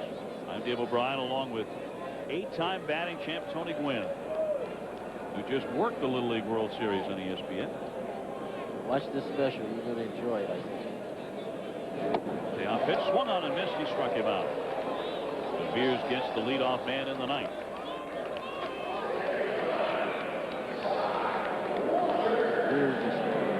Fastball running away. Branyan a little late on it. Okay. Yesterday, these clubs played a doubleheader, and they split it. But St. Louis about to take 2 out of the first 3. And when yanked just foul off the chalk line by Todd Walker, who's hitless tonight, he's 0 for 3. Cardinals have come back and played really well here in the last 2 games. And tomorrow's a big game for them, too, because they get Woody Williams back tomorrow. And love to have him go out and give them a strong effort, get him going in the right direction before you get to September. Tough assignment for him. He's up against the right-handed Jimmy Haynes, who's actually pitched well for the Reds. He's 12-8. Yeah, he's thrown really well for the Reds. I mean, look at the Reds staff. I mean, Allen went out, got a bunch of guys. Edmonds in to make the catch. 2 gone. He goes out and gets a bunch of guys to try to, just to try to give him some guys who could eat up some innings. And, you know, Jimmy Haynes was one of those guys. And he's 12-8. He's done a nice job with Sins, and but they had guys like Joey Hamilton who they went out and got, and then they made these deals and got Dempster from Florida and Estes from the Mets. And Moeller as well. And Moeller. And unfortunately, it has not ignited the Cincinnati team. All of those trades for pitching. The Reds are actually going backwards. They're going to be 8.5 out in just a moment. Yep. And fading quickly to 2 games under 500. Ground ball right into the shift. Picked off by Renteria. Dunn retired and the ball game is over. The Cardinals win this one in a rout, as it turns out. The final score 9-2 over the Cincinnati Reds.